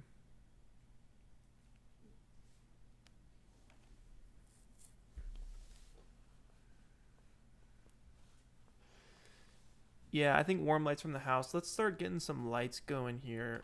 So I'm going to hop out of, I'm already out of camera view. Let's go in here and let's just use a cloner and some Octane area lights and just kind of go up the side of each one of these towers here. Let's try that, okay? So I'm gonna select the tower, and the gizmo is way off, so I'm gonna use the let's pause the live viewer. I'm gonna use the axis center tool and execute, so we have the axis right at the bottom. I'm gonna hold Control and click on the Octane area light, which should spawn. No, why is it not? It should spawn a light on the actual antenna. If I do it with a cube, it works with a cube. I should do it with a light. and it doesn't work with the light. Okay, well, I'll use the transfer tool. So up here, I just have a little custom button, transfer, and you gotta find, there it is. Now the light is on our antenna. So I'm gonna point it towards the camera. So I'm just gonna rotate it up by 90, and the Octane light, I'm gonna say, instead of a square, I want it to be a sphere. So rectangle, go disc. T to scale it way down. Even more, just tiny dots is what we want. Tiny, tiny, tiny dots. Okay, so this I think is good. It's on the inside of the thing. I'm going to bring it down. I don't think we need one at the very base, but maybe we can start here. And if I hold Control and I click, I'm sorry, if I hold Alt and click the cloner, boom, it'll clone these lights. Looks like a grid array. We don't want a grid array. We want linear. So I'm going to click linear. It's going the wrong way. We want it to go up.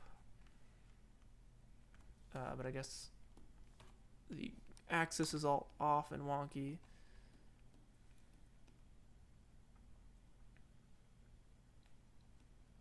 Why aren't they? They should be connected. They're going off in a strange direction.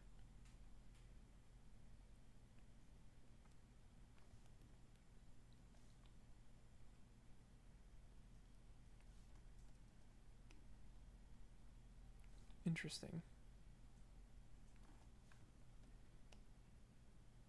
That's fine though. I'll just kind of adjust it back in. All right. So we got 3 lights going up that one. We could always duplicate this. We could make it an array. But let's render this and just render the segment. Go back into camera view. I'm going to choose render region and just grab this tower here.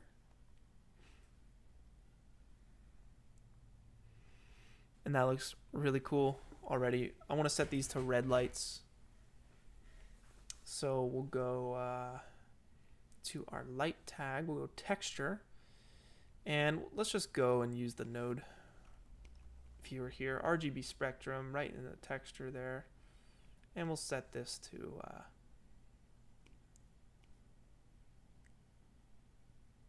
or a red light like that, yeah. Hit OK, see what happens. Now my camera tag here under the camera imager is set to saturate to white, is set to 0.2. So if we go full size on this and we look at this tower here and I render just the light, okay, just that little bit, it looks white. If I set saturate to white to 0, which is default how it comes in, okay, still it's still white. So let's go to post process, turn that on. Let's set the bloom power to 5 and glare to 2.5. So we're still not getting our red.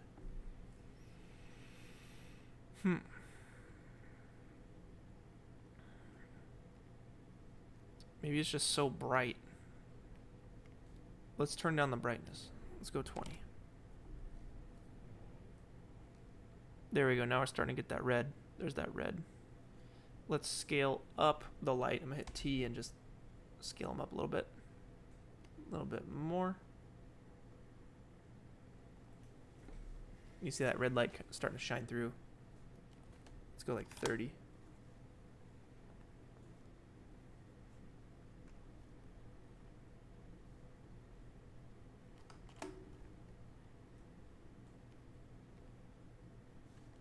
Thank you. Rotation light set to 95 degrees. Appreciate it.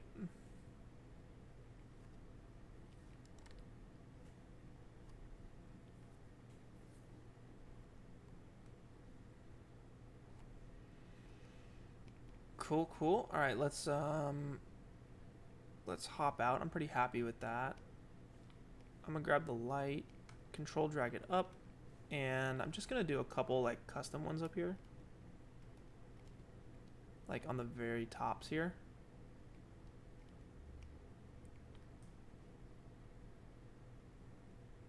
Maybe one there.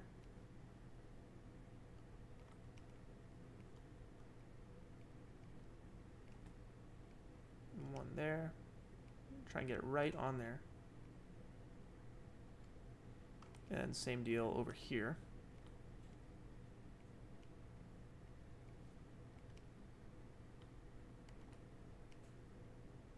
One there.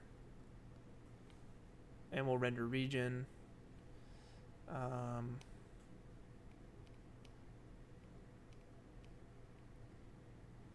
Yeah, then we got our 3 lights up there. And if we turn on, so our post-processing is on, we can set this to 20 and 10. And it's not doing anything because we don't have check camera on. So I'm going to hop back into check camera. Make sure check camera is checked. And now the bloom should be working. Let's render the scene. Yep, there we go. So you can see it working.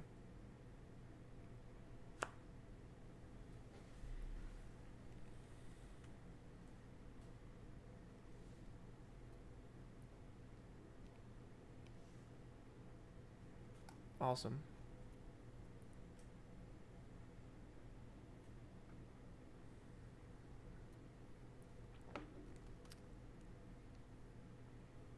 What kind of question is this video is important? I don't know.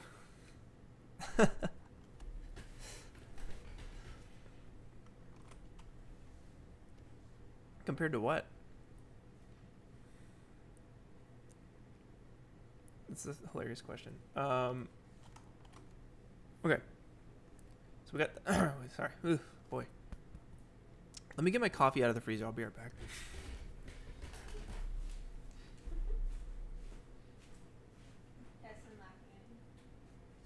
Oh no, it's frozen. It's like an icy...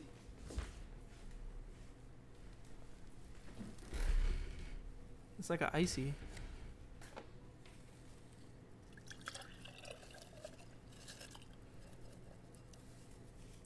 Whoa, that's cool. Look what it did.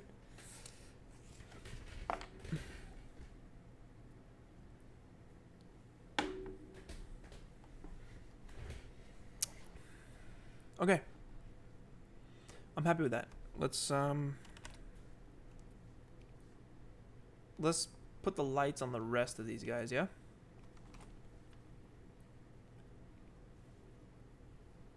I'm gonna set my camera to be black and white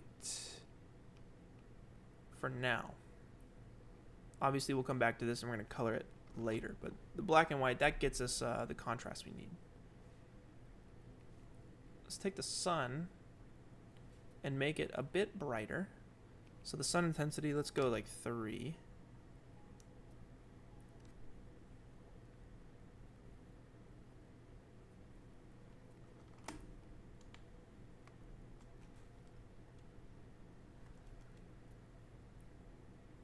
Man, I'm such a sucker for these scenes. Totally reminds me of, let's see.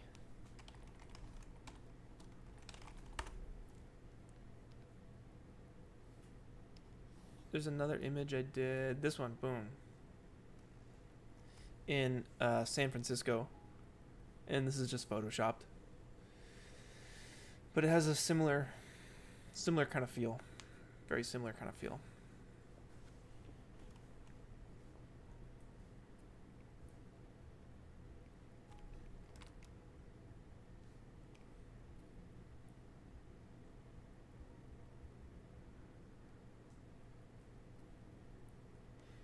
Okay, let's add the rest of these lights.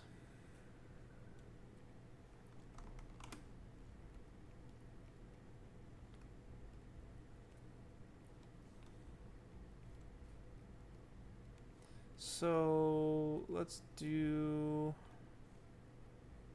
this guy here. and we want to center its axis, okay? Because we're gonna snap. We're gonna snap the light to the axis, and that's gonna be the easiest way for us to get the lights onto all these things. So, actually, I'm gonna select all of these guys. Let's go there and there and there. Yep, I believe that's all that we got. And we'll go to the center axis tool and execute. And if we're lucky, it did it for all of them. And it definitely didn't. So we'll just quickly go one by one.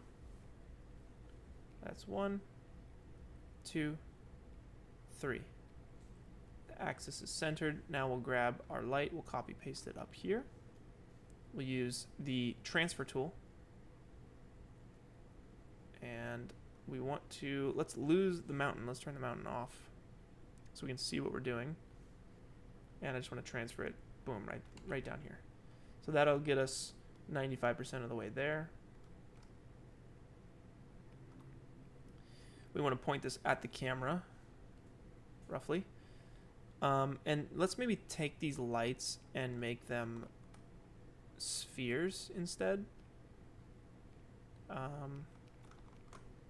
So instead of disk, we'll say sphere.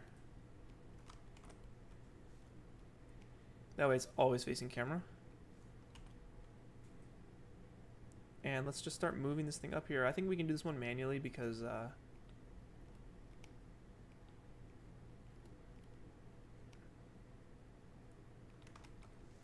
let's zero out the rotation.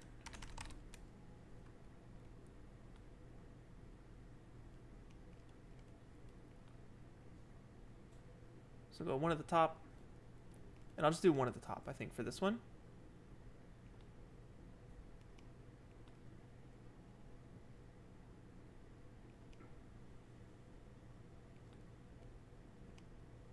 Cool. And I'll do maybe some up at the tippy top little bits of this guy.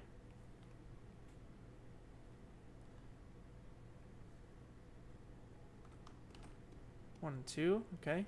And let's copy this over, transfer tool to this guy. And it transfers the orientation. You can turn that off if you wish. And I'm just gonna put them right along this little piece, starting from here. And we'll go to the top, okay? So we're gonna we're gonna hold Alt, put it in a cloner, make sure the cloner is set to linear. And we want maybe 4 lights. And we can say per step. So we'll just change our step amount.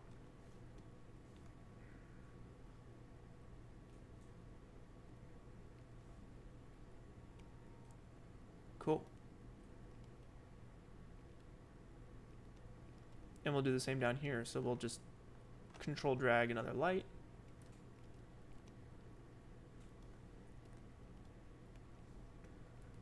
We'll use our transfer tool. Zero out our rotation. Let's see, for this one, definitely one at the top. We'll control drag down.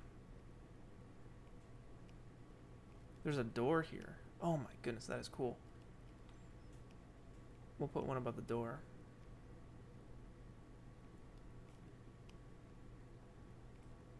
Maybe we'll even change it back to rectangle and point it down.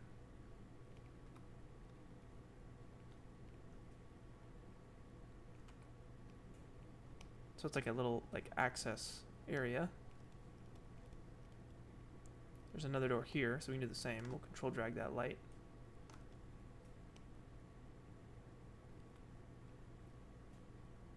Right above the door. There's another door down here. Maybe we can, ooh, okay.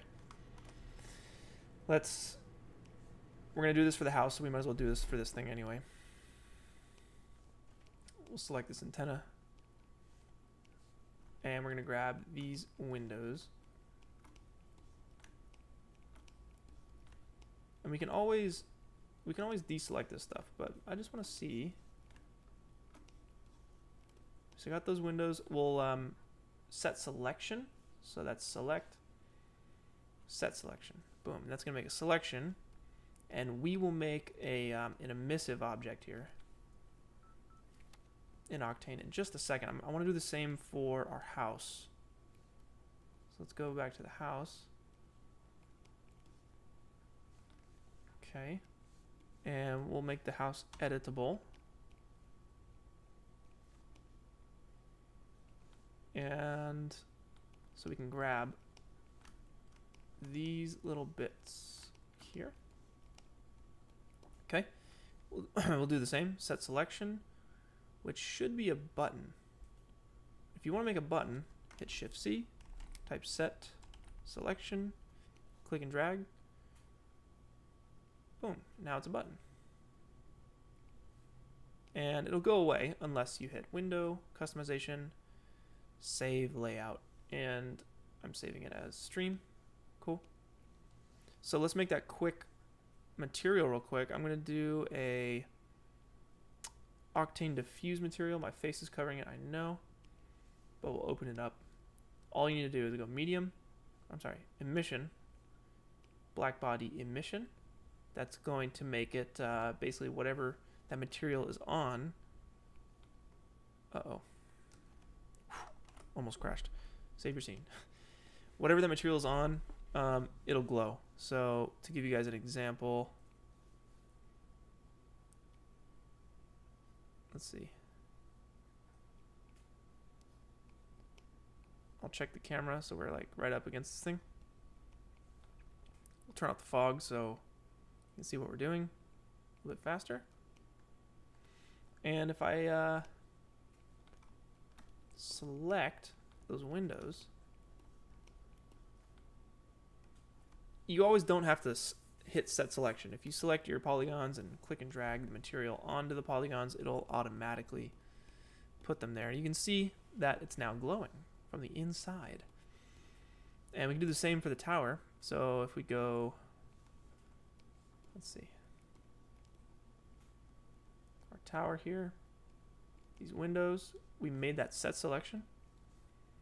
So you can apply the material to the object and then drag the selection tag, boom, onto the selection there. And sure enough, it will glow and look awesome. And these kind of look like windows too. So heck, maybe we select these as well. Holding Shift. And I'll adjust the color of the window in just a second. Great. I'll click and drag it there. Boom. Quick and easy. All right, let's go back to camera view.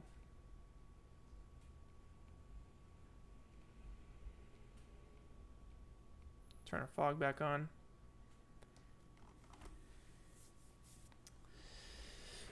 So that crazy glare is from the house. The emissive material is way too bright. So we need to adjust it a little bit.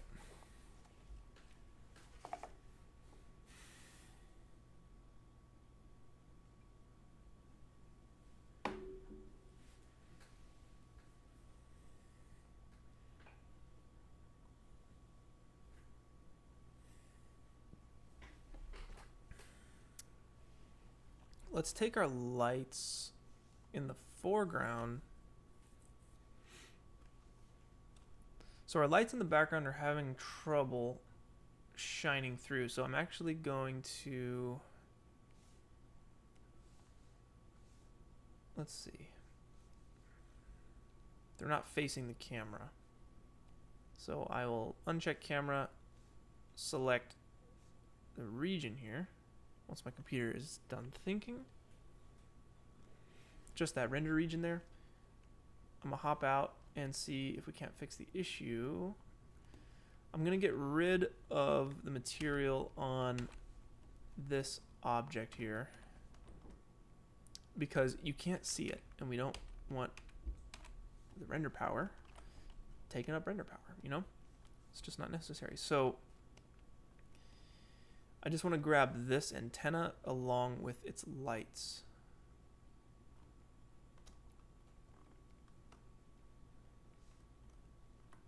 I'm going to Alt-G to group things, and then I'm just going to rotate this so it's facing our camera,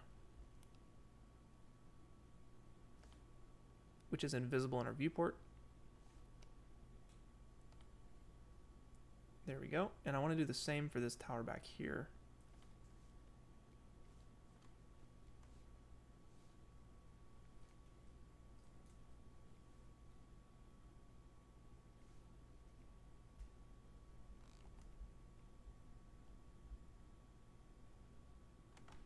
But actually, the silhouette of this tower I'm a fan of.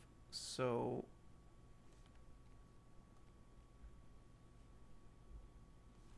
yeah, the lights in the background are having trouble coming through.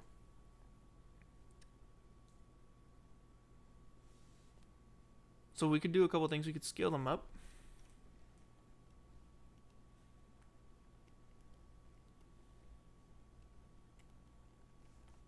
So I can take this here, hold T, scale these lights up. Oh, here's something I don't know how to do actually.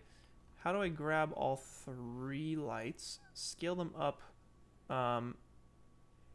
each individual, but keeping their position?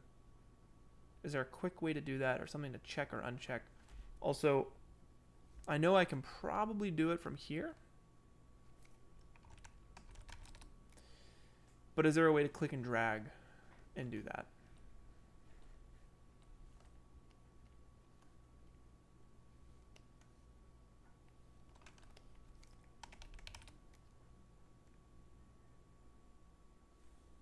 We can also adjust the brightness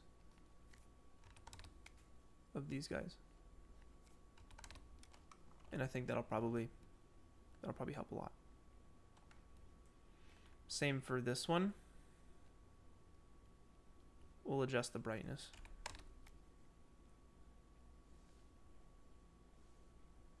And I want to scale down these lights. I think they're a little large.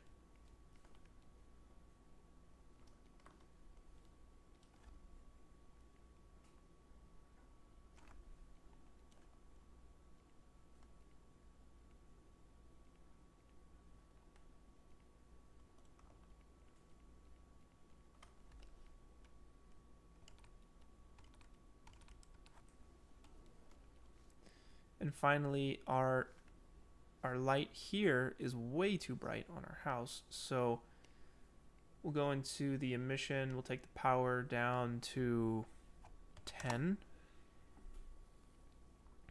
It's still pretty bright. We can go to 1. And I want to throw in a... Where are you? They moved some things around here. An RGB spectrum.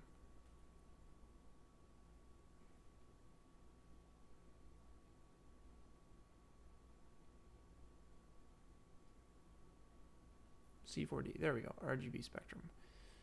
And I want the color of that to be like a tungsten warm light.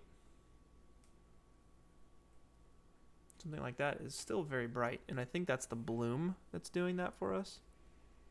So I'll just go and actually let's grab this emissive and check surface brightness, and that'll dim things way down. I'll turn the power up to 5. That's even still too bright. I think 1 is just fine, or 2.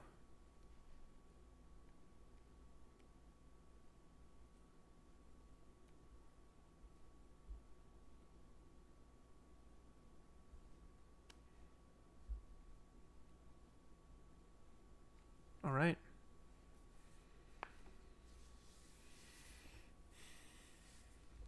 I think we're about ready to get to textures, and then we can color correct this thing.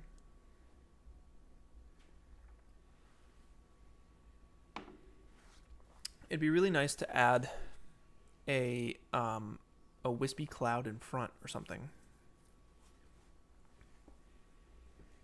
Maybe that's something we can do in Photoshop.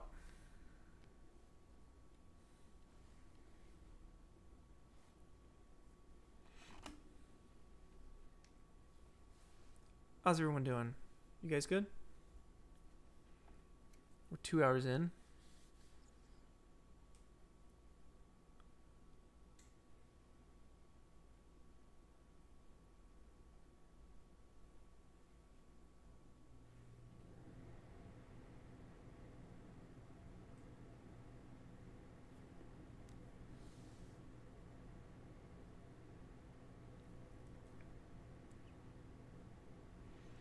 This is looking pretty cool. Pretty sweet. I'm excited to color correct.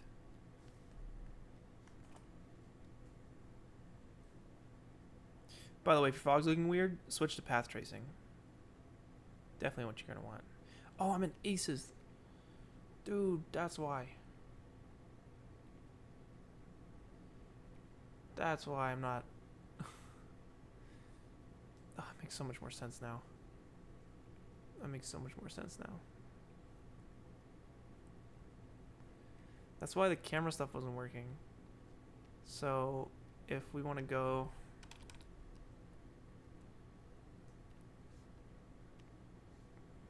to more of a color corrected look,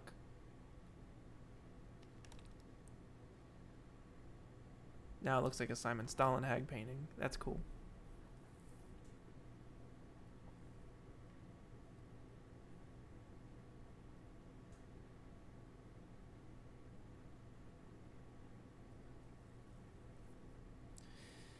So yeah, what do we add from here? We can add maybe like a snowmobile or something on the left side right here with some dudes walking along the path, but I might just do that later because it's gonna be, I would just use Mixamo and bring guys in from Mixamo. It would take a little bit. I don't have any dudes on standby.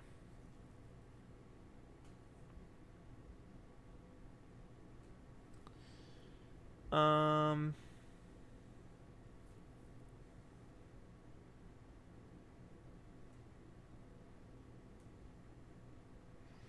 think it's time to texture this stuff. I'm gonna get rid of the fog for now so we can focus on the texturing. I'm happy with the way the mountain is looking, so I might delete the rest of the mountain. I'm gonna save it though, for sure. I'll save it as a backup. And then I just want to texture what we can see. Otherwise, it's going to be crazy. The RD textures are pretty taxing on the system. Frank, thank you, sir, for the super chat. He has a very important question. This video is important, question mark? Also, here's $5 for your next coffee. Thank you. For the good vibes and the renders. I got you, man. Thank you so much. I appreciate you. And I was just messing with the video's important stuff. It was just a strange question. I had no context. I didn't know what that meant. But okay. Yeah, let's texture this thing. So I'm gonna leave. I'll leave check camera on. Let's hop out here. Let's take our landscape, control drag. I'm gonna name this landscape.back. That's our backup landscape. I'm gonna put it down there. We don't want to look at it. I'm gonna hide it. Holding Alt, double clicking that. It's gonna hide from render and viewport. Let's go to our landscape.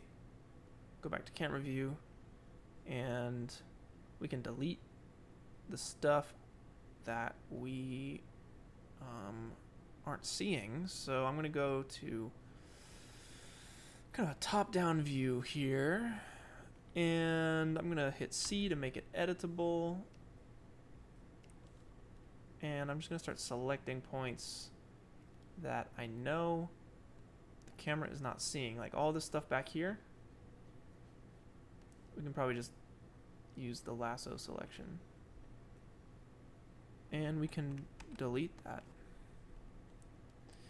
It'd be cool if there was a mode in C4D that said like, only edit things that are visible to camera. So I'm just gonna go along the field of view of the camera here. Boom. I'll delete that stuff because we're not seeing it.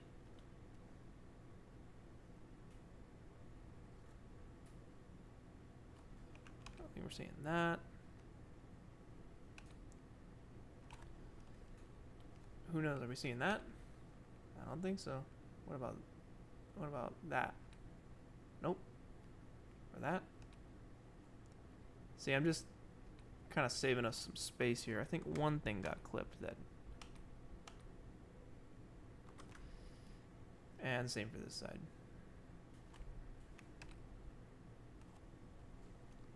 This is fine. I don't think we need to go beyond that, really.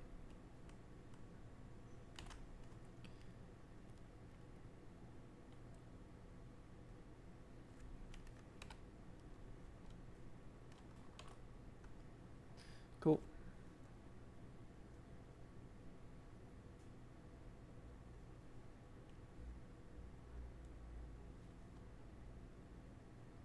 Alright, so that's why we save the backup, just in case something goes crazy, in case we deleted something we actually needed. Alright. I'm going to hop out of camera view, zoom in here, and let's start working on some texturing.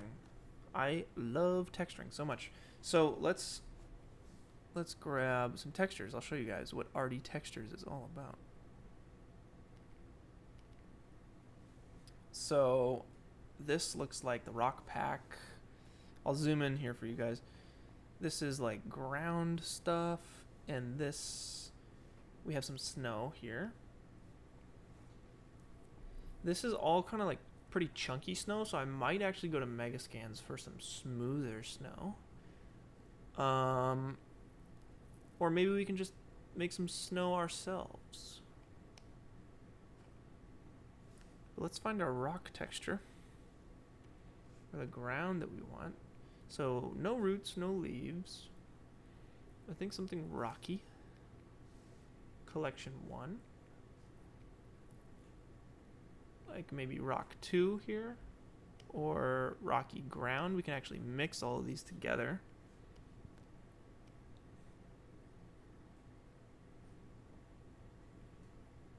I think rock 2 will be great for us. Maybe rock 4, combining it with rock 4.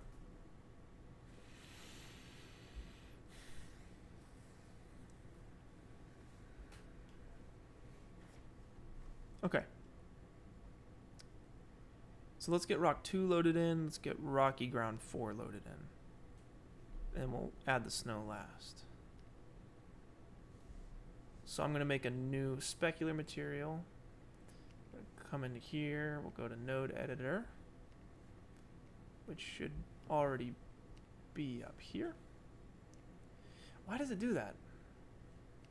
Like this turns into a dead tab for some reason.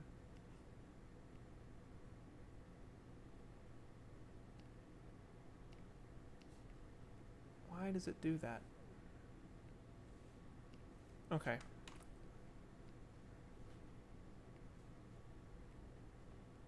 Alright. So I'm just going to start bringing in these images. Rocky ground. Rock 2, was it? Rock 2, rocky ground 4.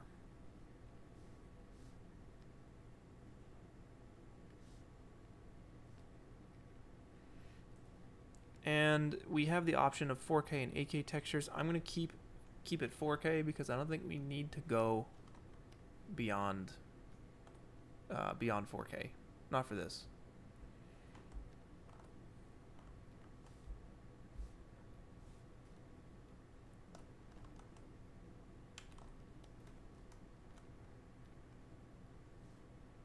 Selecting all my maps here. And I'm just going to drag them in. A huge time-saving tip in Octane. if you set your black and white maps here to float, it's going to save you a lot of RAM because everything comes in as a color image here, even the black and white ones, so it's just wasting a lot of computer juice, you know? So let's see. I think these 3, these 4, plus this 5, we can set the float, the type. And let's just load this up real quick. Diffuse. We have ambient occlusion, which is always a mixture between multiply node, right? So you combine the color and the ambient occlusion with a multiply node, and then you adjust the gamma to work in those shadows from the ambient occlusion. So bump. We may or may not see all the detail in this, but I'm just going to do it. It's only a few textures that we need. Roughness. High gloss, that'll go into specular. And technically gloss is the gloss and roughness are inverted, but I think the way this is named, I'm pretty sure this is the specular channel because there's nothing else. There's just roughness and gloss. I'm assuming it's specular. So then let's go to displacement, add a displacement node. Okay, and then we will set this to 4K. 10 centimeters is good for now. Mid-level 0.5. Save. And drop it in. So now when we apply the material to the landscape, we get this, and it's too large, obviously. So we're gonna have to scale that down. Now, a really dumb thing with Octane, I don't know why they didn't fix this in version 20. You can't use a projection node and change the projection with a displacement map. The displacement map will stay the same. Everything else will change. I don't know why that's the case.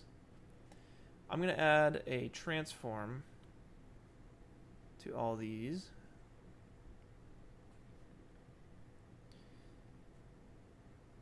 And adjust the transform with this node here, but I might change the mapping through the C4D browser on the right over here, the material editor. I'm going to right click and auto arrange selected. That always helps a little bit.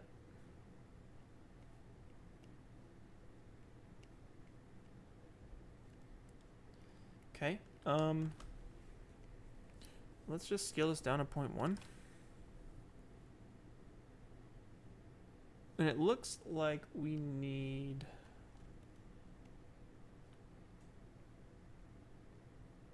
What do we need? I think, let's try the mapping here. Let's set this from simple, or the UVW mapping, set it to like flat.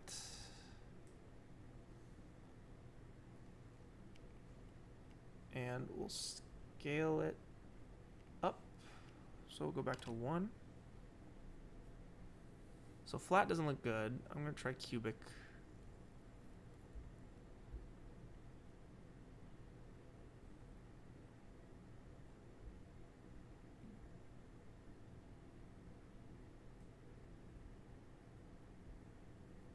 That feels better to me, but it's looking like it's tearing here.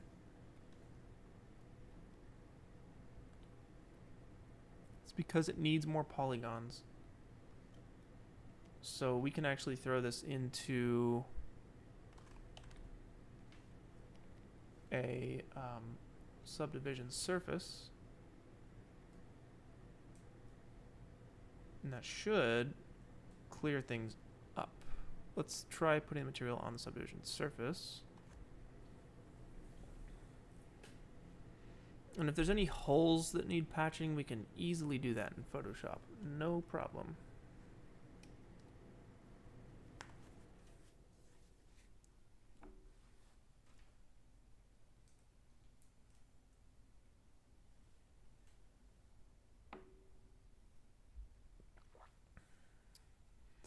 So Clan, thanks for joining. So I'm talking about how I am inspired by music. I'm listening to some ambient music right now on my headphones. And like these guys are saying, the playlist is in the description below. And basically, I'm making a cinematic scene that comes to mind when I hear this music. It's a huge way for me to come up with ideas. It's probably my main way to come up with ideas. Helps with writing, all that good stuff. So yeah, I'm just kind of taking what I'm listening to and putting it onto the computer. Okay, so we can adjust the lighting and the color of all this stuff in a second, but let's just get the next material loaded in. I'm going to copy that, drag it, and we're going to open it up. I'm going to pause the live viewer.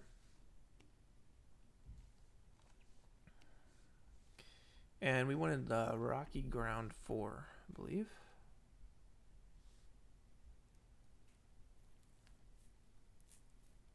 And I'm just going to use the 4K textures and just kind of drag these in and update them. All right.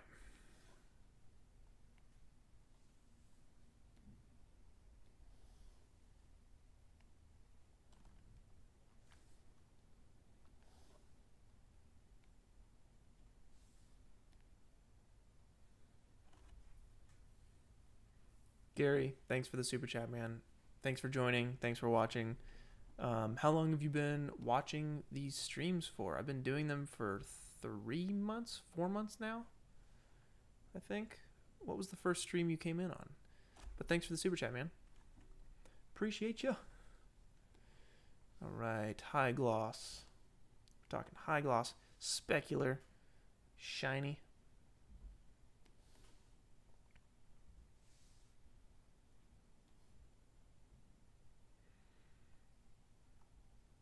Dang, Mads, goodness.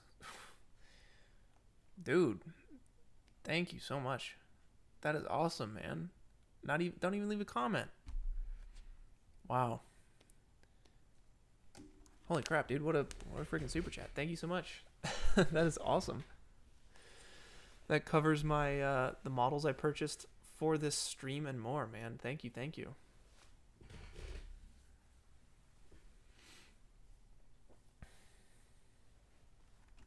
Heck yeah, appreciate you guys so much.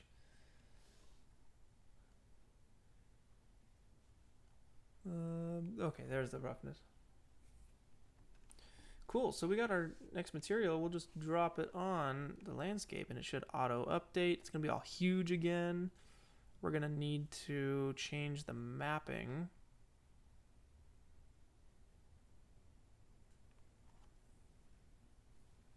Nice, Gary. You watched the door handle one.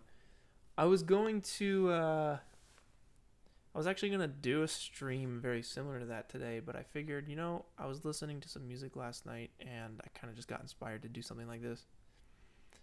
So yeah, we'll definitely get back to one of those though. It did really well, and I'd like to do another one for you guys.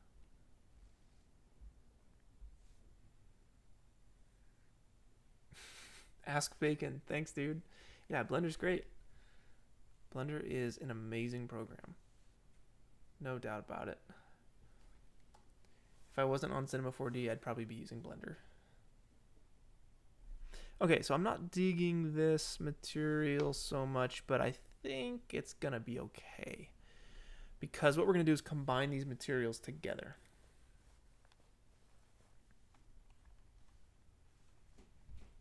So we're going to use a mix material, and we will, let's see, drop in material 1, and we'll drop in material 2, 1, 2, and you see how they got stacked on top of each other? If you right click here and select the hierarchy, you can peel that back. And we'll put material 1, material 2, and this is when things might crash. let's apply the mixed material to the mountain.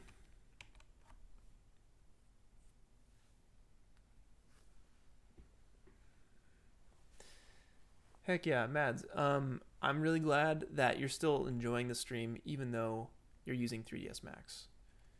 That's really cool. That's the best thing for me to hear, because these things I'm doing, these little tips and tricks and workflows and everything, it's all universal.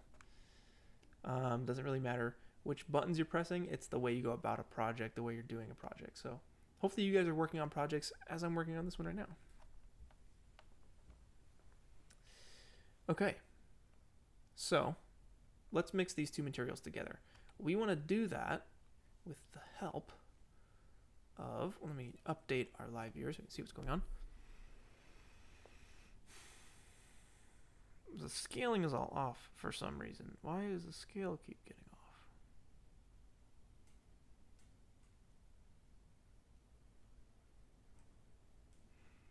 Oh, it's because of the mapping. Yes. Cubic. Reload our scene. Okay, so I'm going to use noise right here on the side. You can just drag and drop this in. Let's put it into the amount. I'm going to right click and solo our noise, and we're going to see what's going on here. So right now it's hard to tell what's going on because usually what I do is take the contrast and I max it out.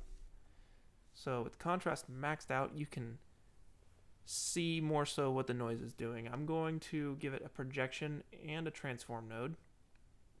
Projection, I'll set to box.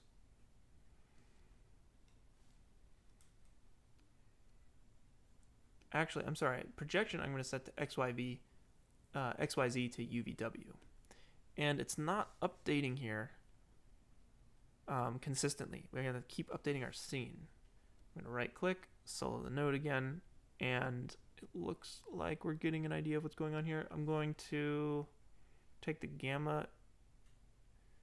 All right, so here we go. You can see how it's splitting up the scene, right? It's kind of breaking it up in a very small way. We want to scale this up. So white is showing one material, black is showing another. So let's break this up a little bit more. I'm going to take the transform. Let's go to 10. And the fact that it is not updating is killing me.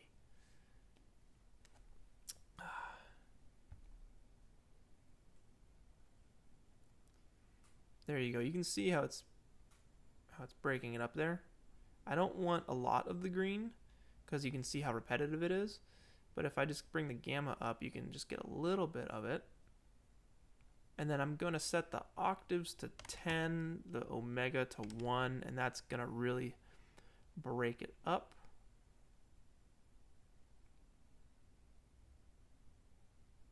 And you just kind of get that second material coming back in just a little bit.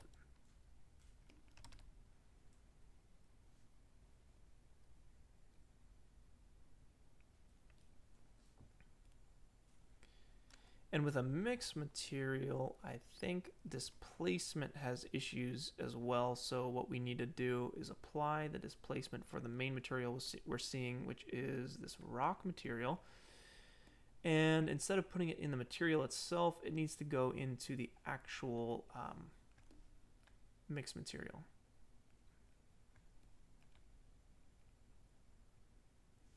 And reload our scene. Masara, I don't know how to do white water. But I know that, what's his name? Boy, he's got a really good tutorial on it. It's like X particles, how to do water with foam in X particles. I forget his name. His name escapes me at the moment.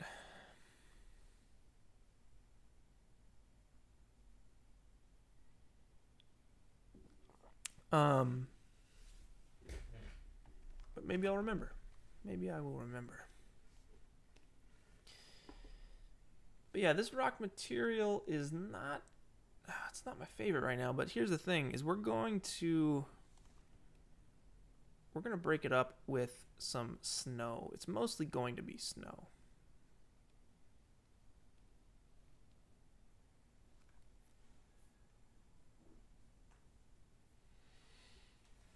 And it's taking a while to load because the material is kind of going over a lot of different, it has a lot of ground to cover. If you zoom in on this material, let me show you guys why this is the best. Let's see.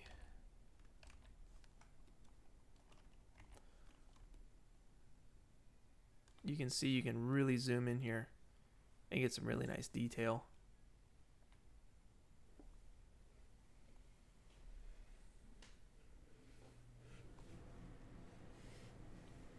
Okay, so let's grab some snow. I'm gonna go and use Bridge, Megascan's Bridge here, and we're gonna find some snow that we think is awesome. So let's go to surfaces and let's type in, actually no, we don't have to type it in. We just go to the little snow tab. We want pure snow. Ooh, they got snow tracks. Ooh, they got fresh windswept snow. Ooh, they got fresh snow. This is really good stuff. So, ooh, I might do the same deal and mix some of this snow, like fresh windswept snow, with, I'll probably mix 2 of the windswept snows.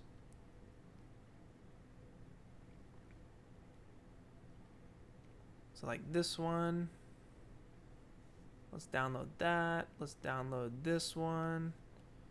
And that should be good for now.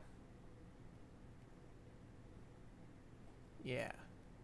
I don't think we need any other snow because this is like desolate. No one's going up here.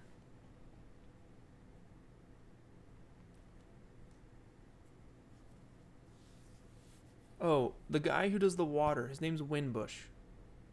It's X particles, with X particles, foam. It's Cinema4D. It's a great tutorial. Like, I've never seen better looking water, to be honest with you. His name's Windbush. Definitely check out that tutorial. It's incredible. Quixel Bridge doesn't cost anything. Bridge is just like a little tool that they offer, like, when, I guess it comes with your Megascan subscription. So for me, it's $20 a month, and I get access to all of these textures. Like, it's literally the greatest thing of all time. They're constantly coming out with new stuff. Constantly. Look at this new stuff. They got palm tree trunks. They got rocks, sandy beach stuff. They just came out with a traffic cone. That's awesome. They got toy blocks. They got statues and railroad tracks. This is all new. This is so cool. Like, it looks like a minecart kind of thing. Modular saloon balcony. Oh my goodness. Oh my goodness. This is so good. Looks like they're doing like a Western thing going on. Ammo crates. Starfish. Little kids' toys. Cardboard boxes. The quality on these assets are through the roof. They're the best I've ever seen. Oh, they got a minecart. It's awesome. Japanese stone pillars. Looks like graves. Yeah, like little grave site. More traffic cones. This is just the greatest website ever. I get so amped. But yeah, they don't have big stuff. I wish they had bigger stuff. Like telephone poles. That'd be cool. Or antennas. That'd be awesome.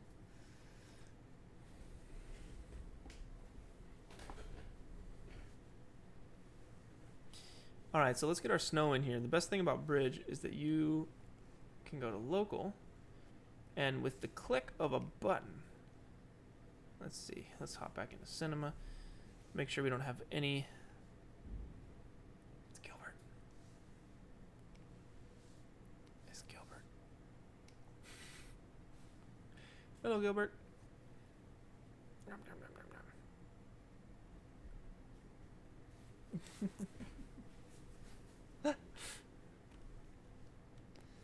Alright, let's make sure we don't have anything selected. And we're going to hit export. And over here on the right, you should see it say success. Converting. See, it's converting the textures down to the bottom right. And boom, success. And in Cinema, we have that fresh snow. One thing you need to do is, if we double click that, I'm gonna set this from universal to glossy and GGX to Octane. And that should make it appear normal. You also want to make sure that your renderer is set to Octane. And then it'll come in as an Octane material.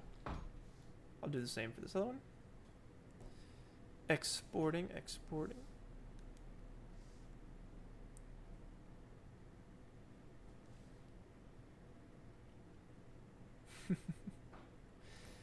Gilbert appreciates all you guys.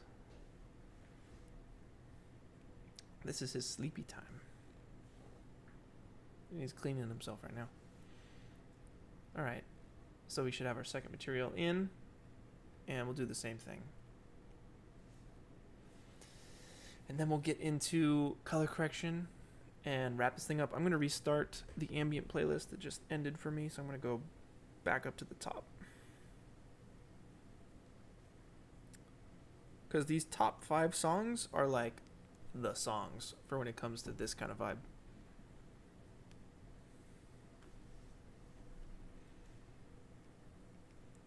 Alright, glossy, Octane. Let's go in here and let's get active material. Okay, and I just want to make sure it doesn't have any displacement, so that's good. We don't need it for the snow. It comes with a transform already, and these things, these black and white maps already come as float, which is like the best. So bridge is just the greatest thing ever. I'm gonna do projection, and let's just pipe the projection in to all of this here.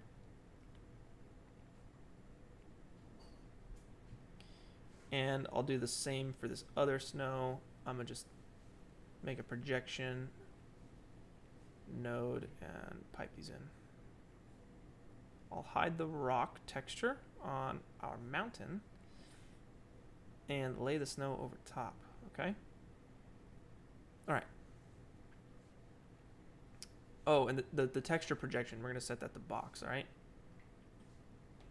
For both of those. That's just gonna even out and correct the wrapping of the texture. So let's go with the snow. And it's hard to tell really what is going on here. I can't tell if it's big or if it's small. But if I double click it and I go to the node editor and I go to the albedo, I'm gonna right click that and solo it. I'm not seeing anything. Maybe I'll go to the normal map. I just want to see something. Okay, so it's a little large.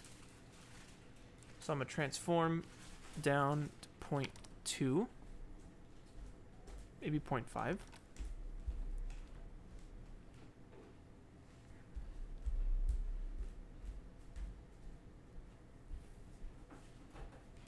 It's hard to tell. Like, snow just looks like a blank material.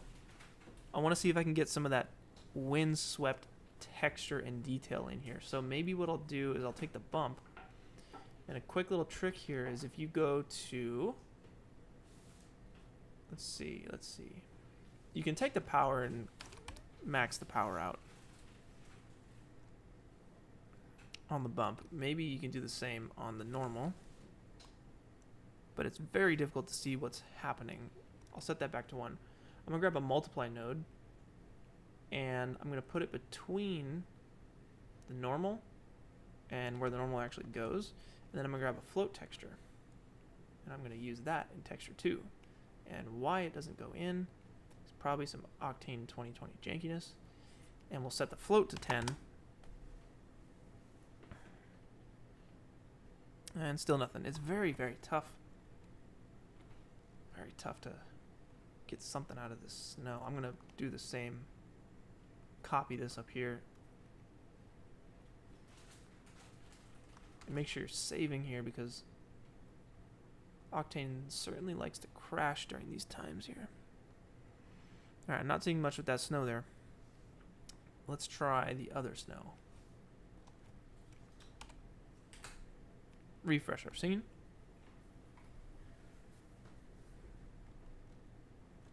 this, it looks like I can see a little bit more detail in the snow here. So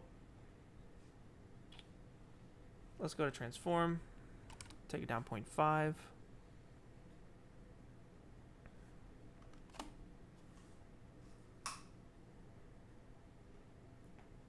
Okay, yeah, that feels like it's doing a little something. I can see that. Let's set up the, well, let's just try. Let's just see if power works. I'm going to go 10 on the power for the normal. And that certainly works.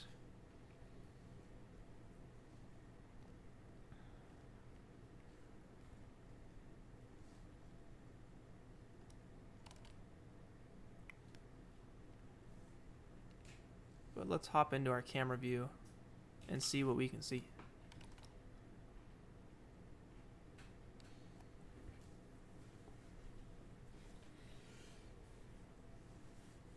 So we're getting a little something in the snow down here. I might actually take the projection and scale it up. I'm sorry, the transform. Let's go back to just 1. And I'll take the normal. The power, I think it's just too powerful. It's too much juice. Go back to 1. Okay.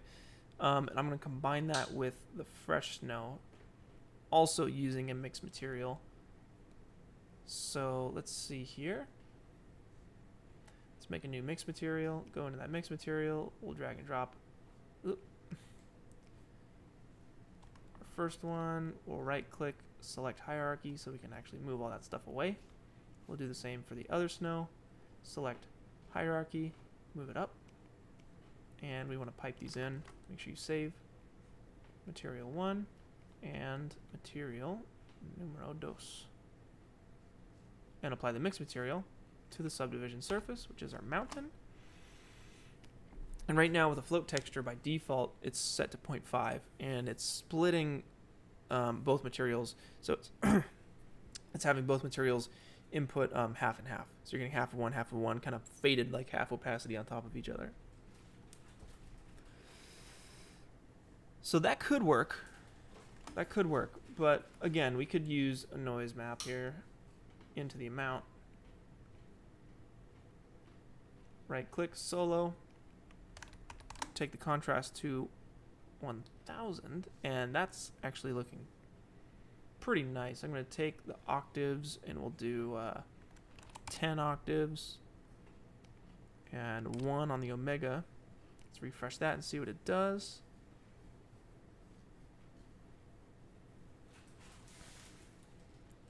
So that is really breaking up the snow nicely. We can take the contrast down from 1000 to like 10.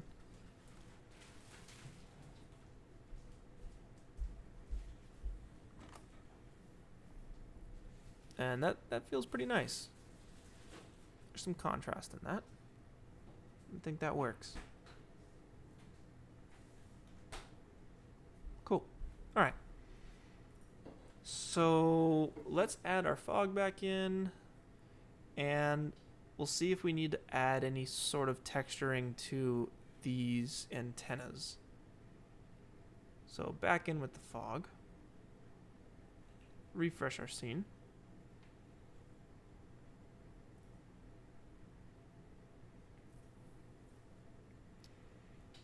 And I think we need to mix both of these mixed materials together. So we're going to do... I'm going to undo the fog real quick. Sorry, guys, I forgot about that. I'm going to mix the rock and the snow together, okay? And that's going to be our final look. So I'll make a new mixed material. And let's see. There we are. Let's drop in mixed material 1, which is a whole lot of craziness.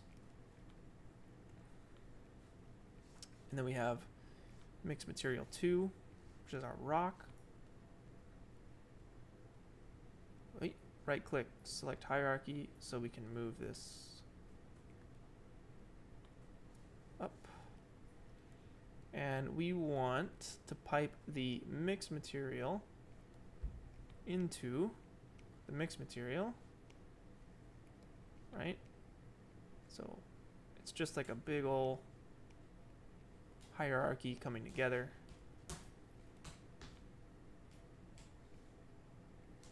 Material 1, material 2, and we don't want to do it with a float, we want to do it with a noise again. So we'll take the noise, pipe it into the amount, which again, that's not working right now. And we'll take the contrast to 1000. We'll set the projection to XYZ to UVW. We'll right click. First we'll apply the material to the mountain. Refresh our scene.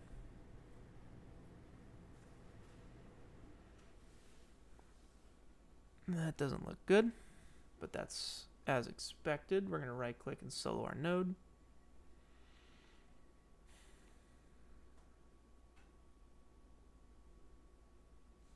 Let's take the texture projection, and usually I like to use a, screw it. We'll go UVW transform. We'll scale this up by 5. And with the noise, we'll go octaves 10, omega 1. And it's having trouble updating here, but that really just breaks up the black and white a lot, as you guys can see down here. Does a really good job of that, but we want mostly snow. We don't want a lot of rock. So what I think I'm going to do is adjust the gamma. So let's see, with gamma as 1.5, it should mostly be white now. But if we go like 1.2, we have a little bit of rock coming back in. Like this. Yes, that's what we want. That's what we want. And I just want to make sure that rock is working properly. It looks like it's not.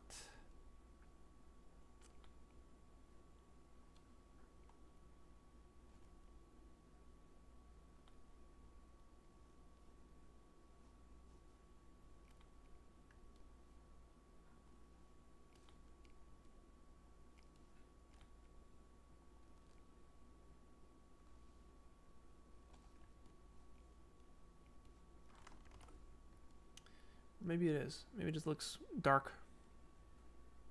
So let's bring the fog back in and do our final touches.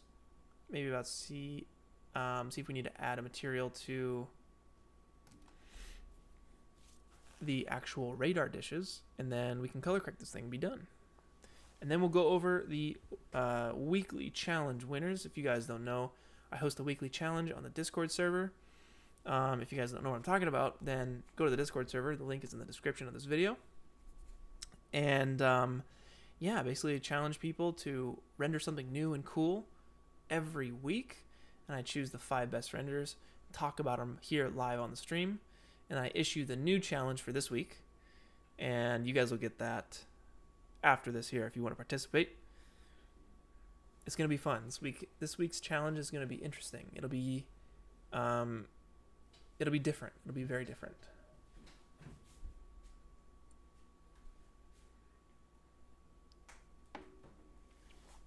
So I think I want to bring this tower back here. I want to bring it up a little bit. It's really back there. And I want to select the lights. I'll just bring it up.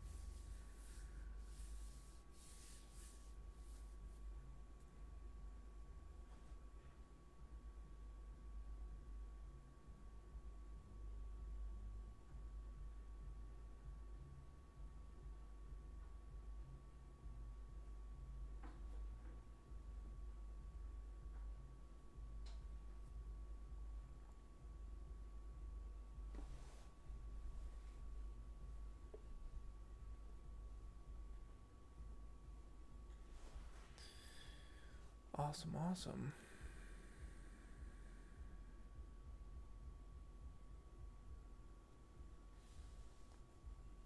So I think these small lights can always be boosted up in Photoshop later, but it also takes a while for this to render. So let's see. What could we do here? I'd love to get this fog actually working. I don't know.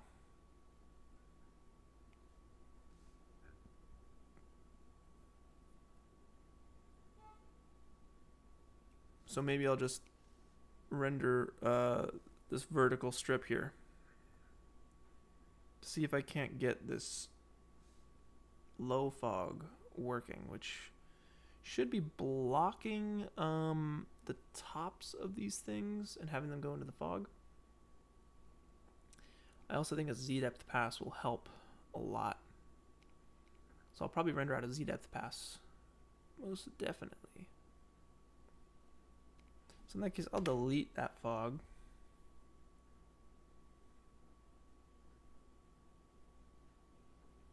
We just have our main fog here.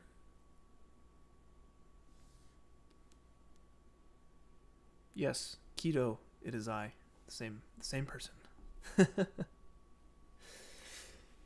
That's hilarious. I know, I hadn't been on my channel in so long.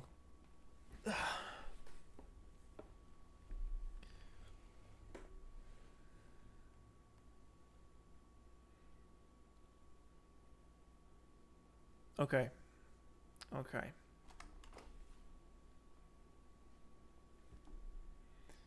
It's funny because I feel like it'd be faster to just paint this.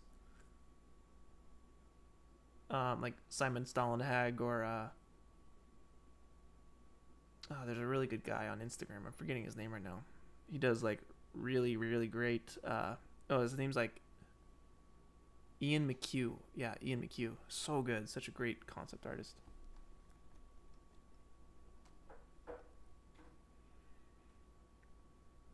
Yeah, I think it's time. I'm wondering if scattering some plants on the ground would be helpful. But I don't think they have like frozen plants. Let me reference real quick some pictures I took on top of Mount Baldy. These are the ones that we were looking at earlier. Just want to make sure that I'm not missing anything.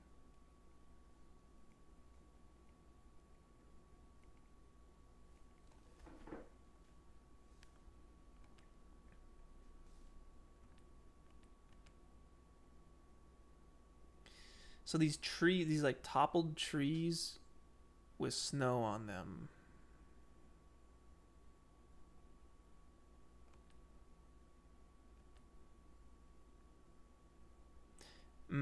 I think some trees might be what we need.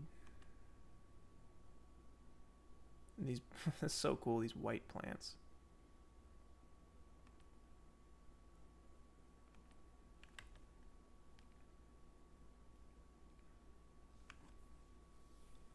Yeah, I think this needs some trees, guys. Let me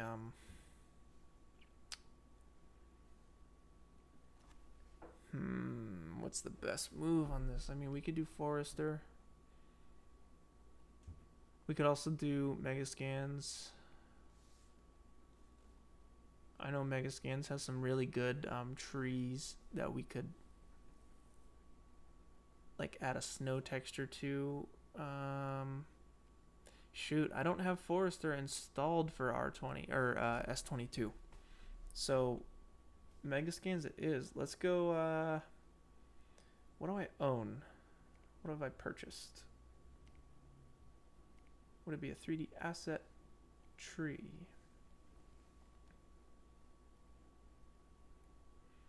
Okay, so we can do this fallen tree and just like ice it up, make it all icy. We can do the same for this dead tree and this dead tree. I think that is going to be enough. So yes, let's download the tree, download this dead tree, and download this dead tree. And we're going to scatter this stuff across the mountaintop. And I'm going to throw a texture on this tree, like a snowy texture on top of it. So that'll make it seem real icy. And I'm wondering if we could do the same for these antennas. Like,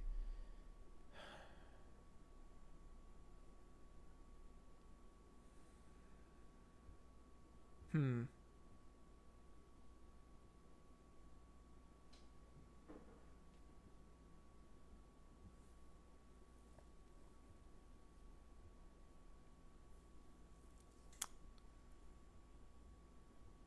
many options.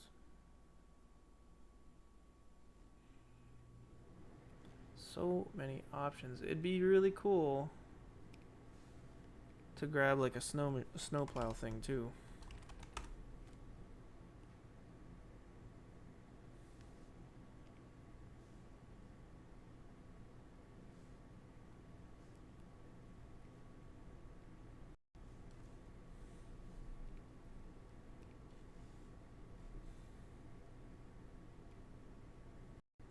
There's one free snowplow on Turbo Squid.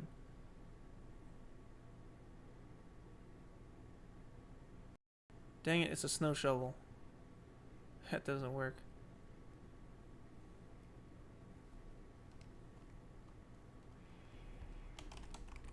Snowplow. Pexels? What is pexels? What the heck? 3D. What was that? CG Trader. CGTrader.com. Snowplow. Free snowplows. Nothing. Okay. What about free3d.com? Snowplow.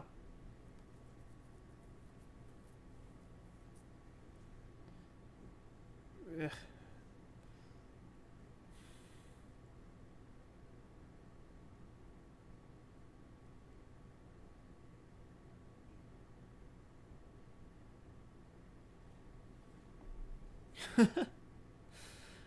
Oh man, too bad I don't have 3ds Max.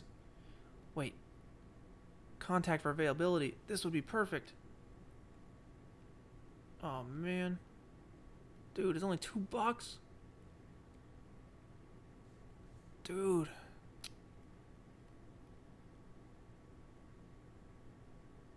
This is super cool. Man. $14 for this, a little pricey for what I'm trying to pay for.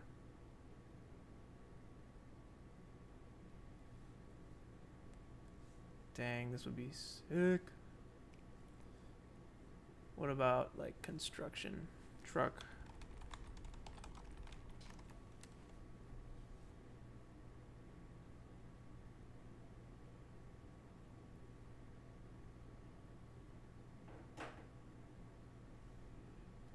All right, sketchfab.com. Snowplow. Is that how you spell snowplow? You guys are saying it's spelled differently.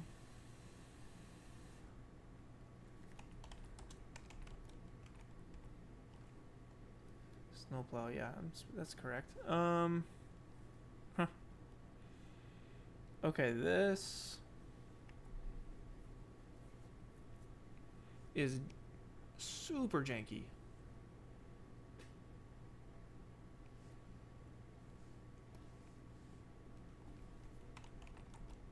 Bulldozer.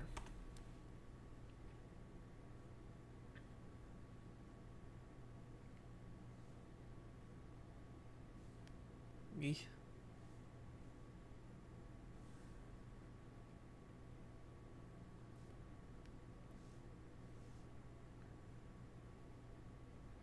Yeah, it's all good. Snowcat.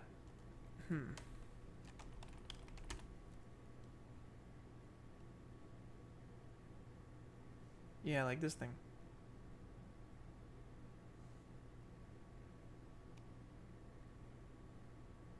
Yeah, basically. So I have an embarrassing, something embarrassing to admit. I have never downloaded anything from Sketchfab, so I don't know how to. I honestly don't know how to download anything from Sketchfab. Like, where's the download button? You know what I mean? Share? I don't know. Yeah, maybe one day.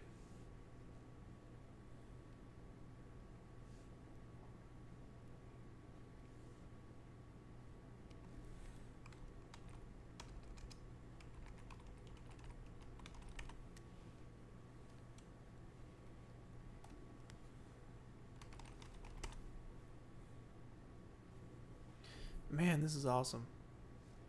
Phew. Yeah, this is sick.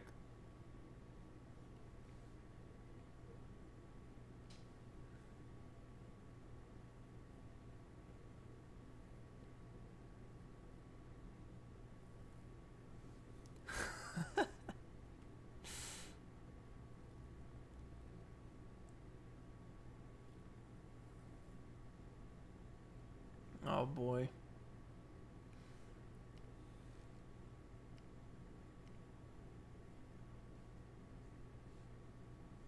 If there's one for like $10 or under, I'd be down.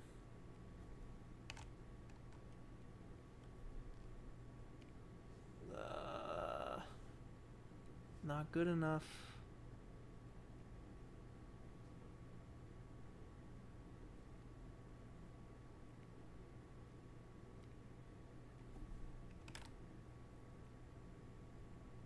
Alright, guys.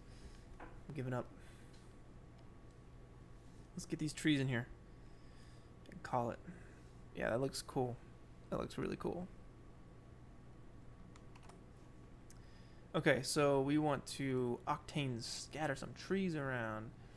Let's make sure our trees are looking good first and foremost. So let's pause the live viewer, hop out of the camera view. Once my computer is done thinking, okay.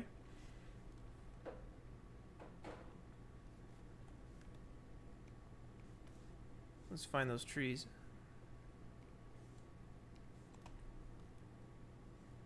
Here we go.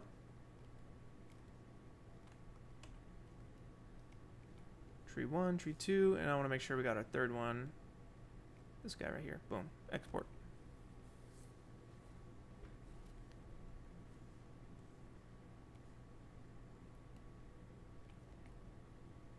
I'll scale that up as well.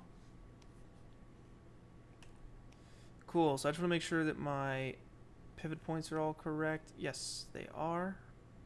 Fantastic. So render this. Let's turn off the fog. And I just want to get the texture on the trees right, and then we can scatter them all around.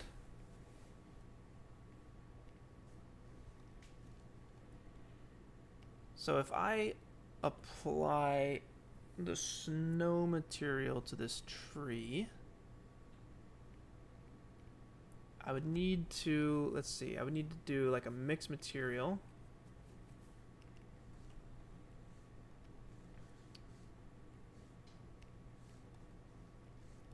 Between, let's see, this material here.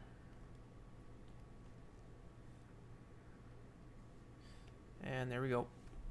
Just crashed. Try again.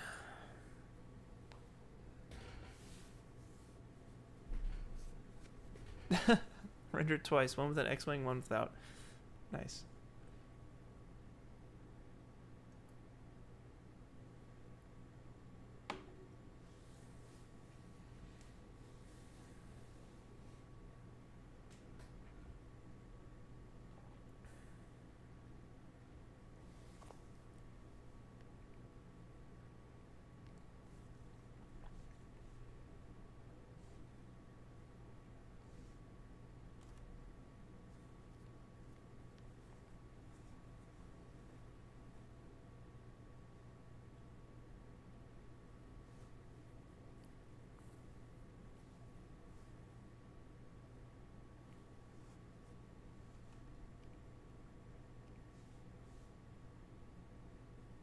Yikes.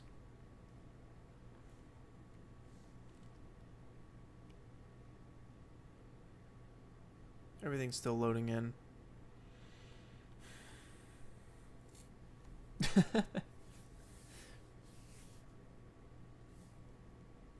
Rendering people, Mixamo is a really good option.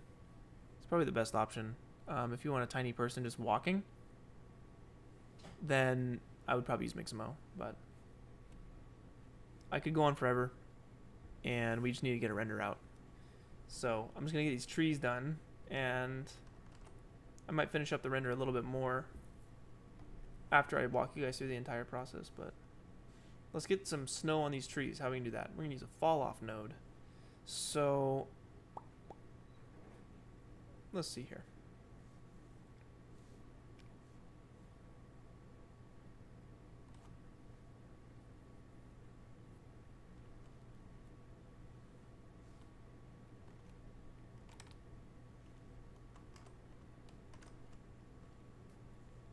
I'm gonna grab these three guys and just solo them, so hopefully things should go a little bit faster. Wait, what?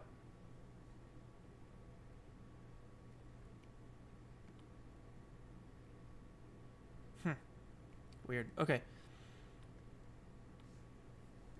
Let's make a mixed material.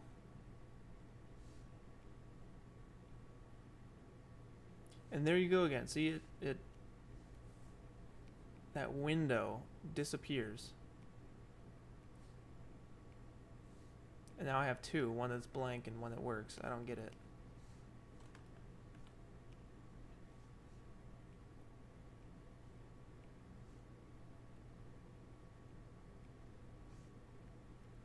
And then we want our snow. Fresh snow will work. And we'll drag that fresh snow into the mixed material along with a tree.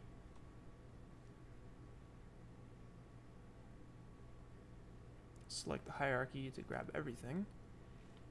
And we'll combine these together. Material 1, material 2. And we want to apply this mixed material to the tree.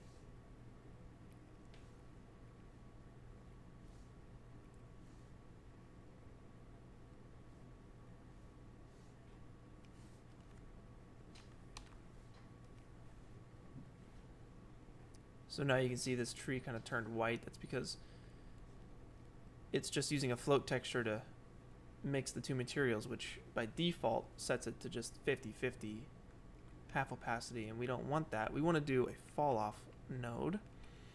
So that's kind of down here where the noise is and the dirt node, fall off node. This thing is awesome because you can actually tell it, just attack it from the top, like 90 degrees. Anything facing the sky basically is covered in snow. So it looks like the snow fell and stuck onto the tree. It's a really good way of adding snow to anything. Using a fall off node and a white material even to give it that look. And I think that does a pretty good job. And you can come in here and you can adjust the fall off node. The skew factor, if you can right click and solo it. So you can kind of bring some of the snow back in with the minimum value coming up. Maybe just a little bit.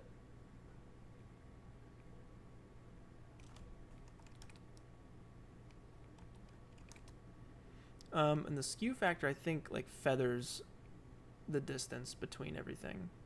Or no, it moves it up and down. So I'll show you guys hopefully here. Skew factor, if we unsolo that, you can see how it kind of like creeped it back a little bit, you know, instead of half and half. But if the skew factor is something crazy, it's gonna cover more surface area. Yeah, so I'm just gonna do the same for the other trees here. I wonder if I rotate this, if it'll update.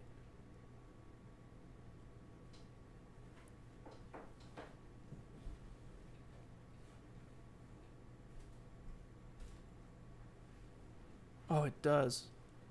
That is awesome. So if I rotate the tree, you can see the snow still comes from the top. That is great. That is great news.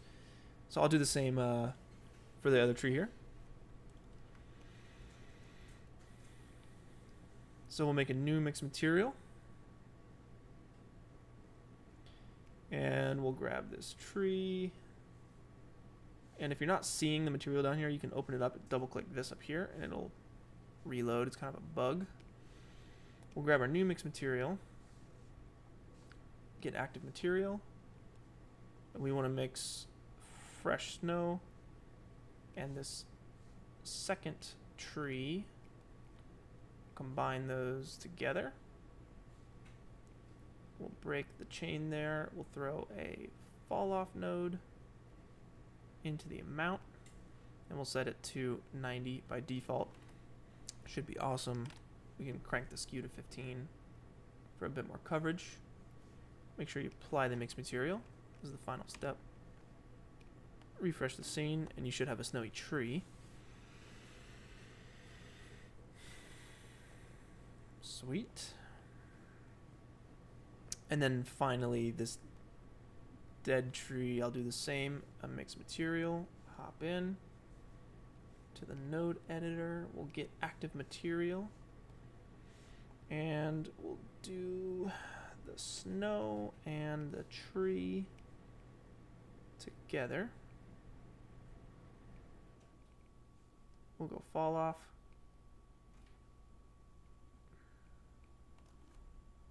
By default, we should be good. Make sure you apply it. And refresh the scene. And that's mostly just a covered tree because it's lying on the ground.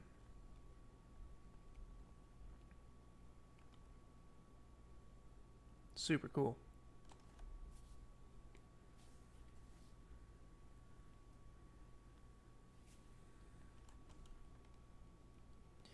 Alright, so now I want to scatter these objects around our mountain. So what I'll do, let's see. Let's take our fog, and our fog should be off. I don't know why it's still on. Save ourselves a bit of time there.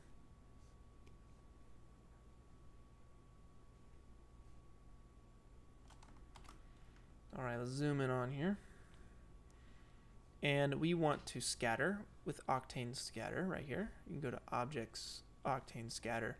And we want to scatter those trees over the surface of this thing here. So what I'll do is grab both of these trees, not the fallen one, because I'm probably going to do that one by hand. And I'm going to drop it into the scatter. I'll turn scatter off just for a second. And I want to point it to our landscape, the subdivision surface. But I think I can just say the landscape. Doesn't need to be the subdivision. And I want it to go over the surface of the landscape. And you should, if I turn this back on, if I turn it off in the viewport, or I'm sorry, off in the renderer, you turn it on, you should see that's a whole bunch of trees. And that's why I turned it off here. I don't want it to crash the system. So they're very tall. I can take the trees and just hit T and scale them down. And they should be scaling from the correct points. Yep.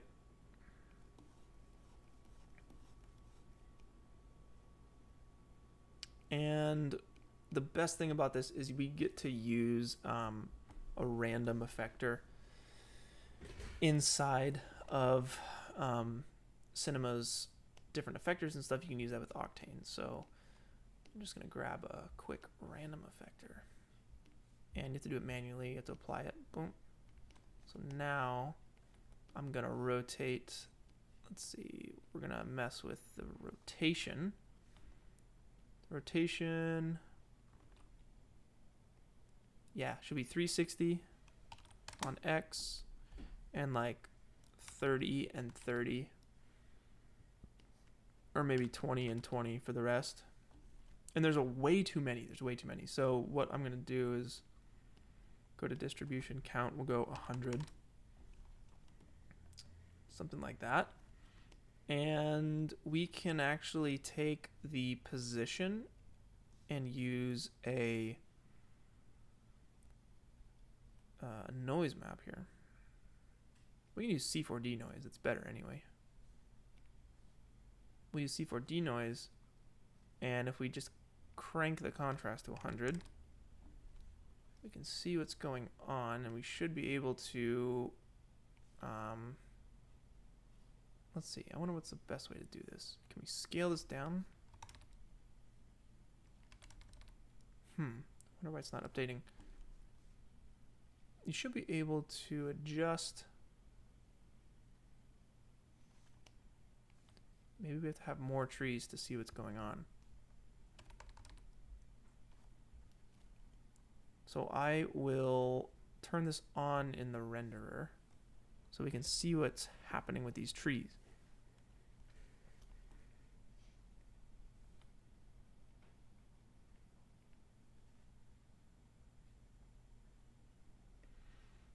And I think for the sake of this image, we're going to scale these trees way down because our scene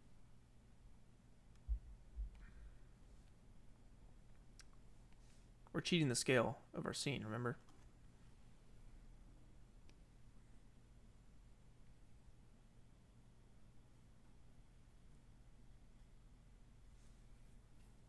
We could probably use more trees.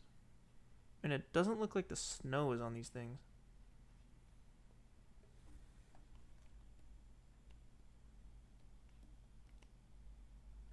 And they're floating. Okay, so maybe I'm going to actually use the subdivision surface.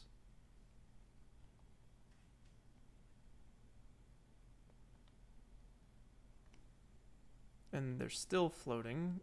So I need to check the actual oh no, it's because of the random effector. It's randomizing position. We don't want that.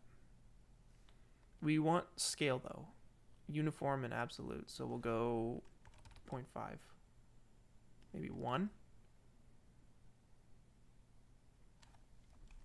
Cool.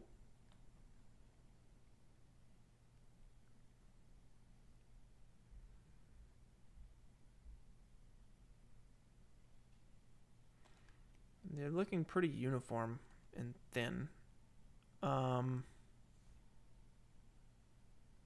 So back in camera view, it's not looking right. I'm gonna take these trees. And I'm just gonna throw the snow material on the whole tree.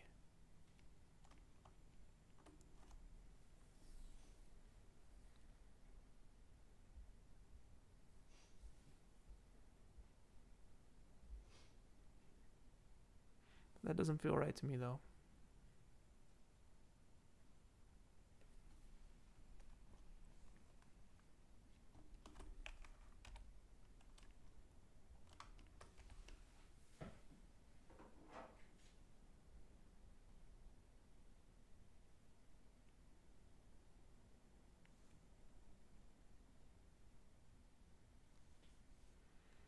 Let's turn on the fog and see if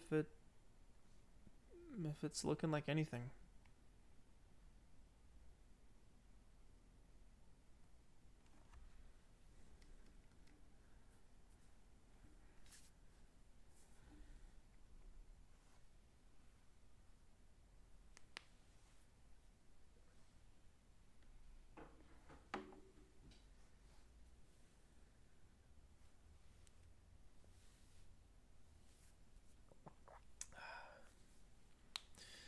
Still think there's too many. So maybe I'll go half the amount of trees.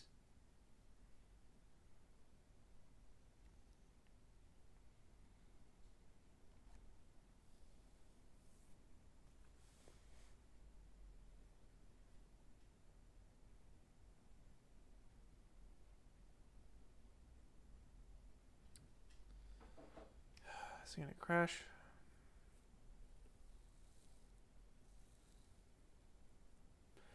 Might crash, guys. The lights from the towers, I think, will come back in the more samples I throw at the render. And you can always add them in Photoshop as well.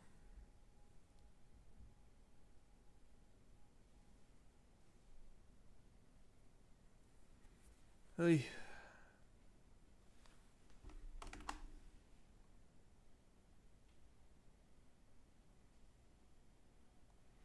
Man, look at that CPU maxed out.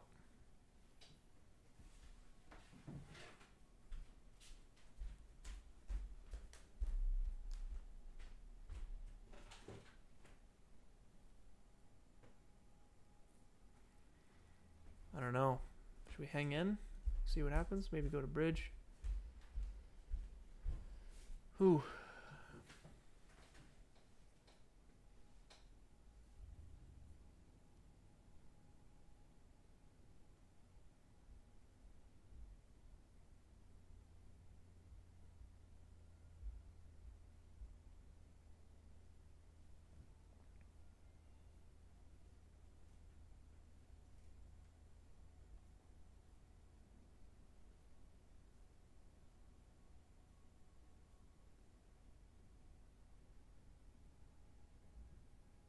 I don't know if we're going to survive this one, guys.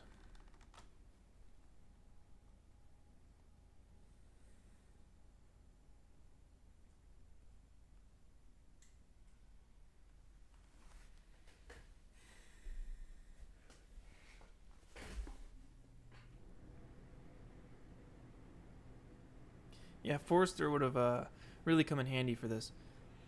But it's on my old copy of Cinema. I need to transfer that over.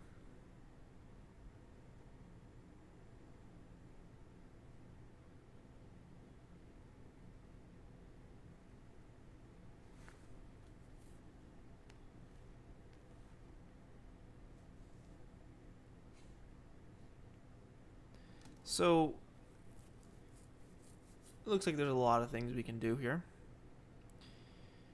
We can bring in a lower poly tree, but honestly, I'm just looking to get this thing done. So, I think I'm just going to lower the amount of trees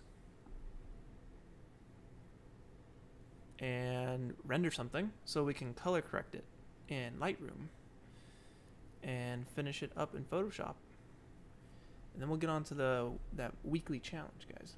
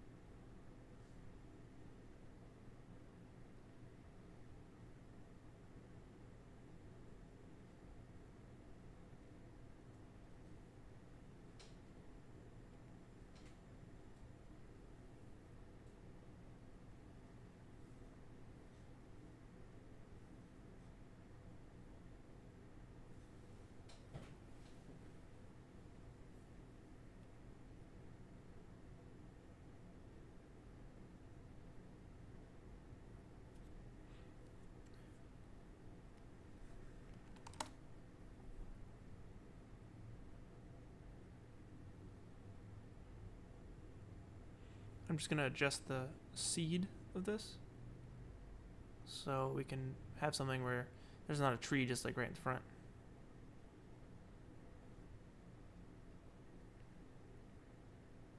And I'll turn off fog while we do this.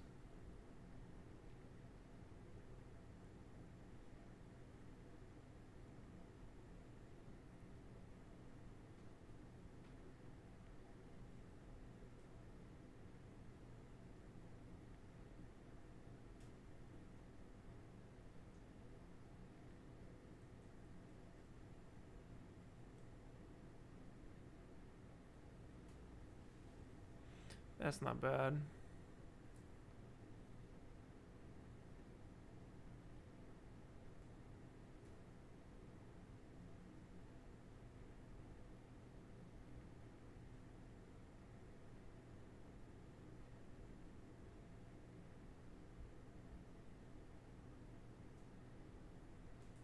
You know what? I think I'm just gonna lose these trees. I'm not a fan. We tried. But let's just keep things simple here. I'm going to render this. So let's do... How about this? I'll set this to render. We'll talk about the weekly challenge. I'll announce the winners. And I'll also announce the new challenge. And then when the render's done, I'm going to do a little bit of color correction in Lightroom to wrap it up. All right, so... let's just set this up real quick. 1920 by 810. Current frame is good. Save it as TIFF. Because Lightroom doesn't read EXRs. 16-bit is fine. We'll just desktop it for now. Image. And let's also grab a Z-depth pass. So I'm going to go down to Octane renderer. Render passes, enable that. And I'm going to say desktop as well. Call Z. And info, we want Z-depth. And you see when I check that, this little box gets selected down here. And I'm just going to move the Z-depth slider either up or down. I always forget. There we go.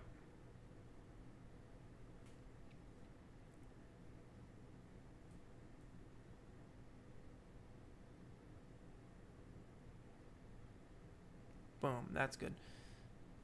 And max samples will do 512 on that.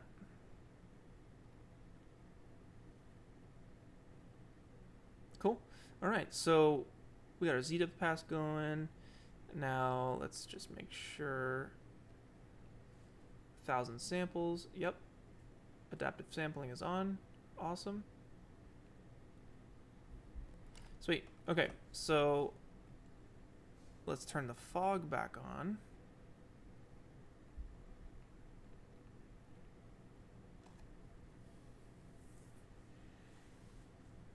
And let's make sure that our camera, we don't want the vignette because we might add that later ourselves. Yeah, vignette's down. Cool, we got some color to work with as well. So I'm just gonna hit render. That is gonna do its thing.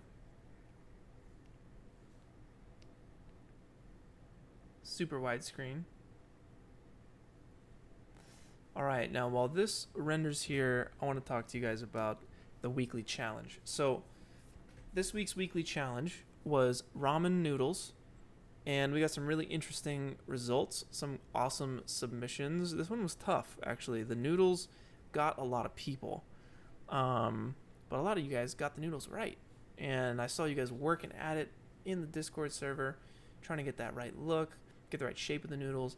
And first, I just want to start with some honorable mentions that I think did a really good job. So let me open this up here for you guys.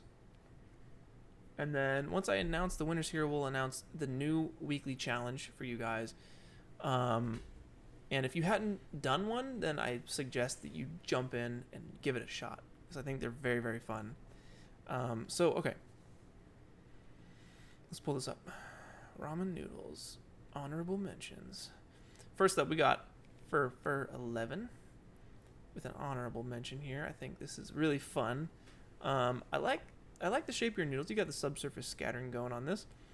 You went with an orange egg, which is very, very classic. The first time I saw an orange egg was in Japan. I was used to them being super yellow in America.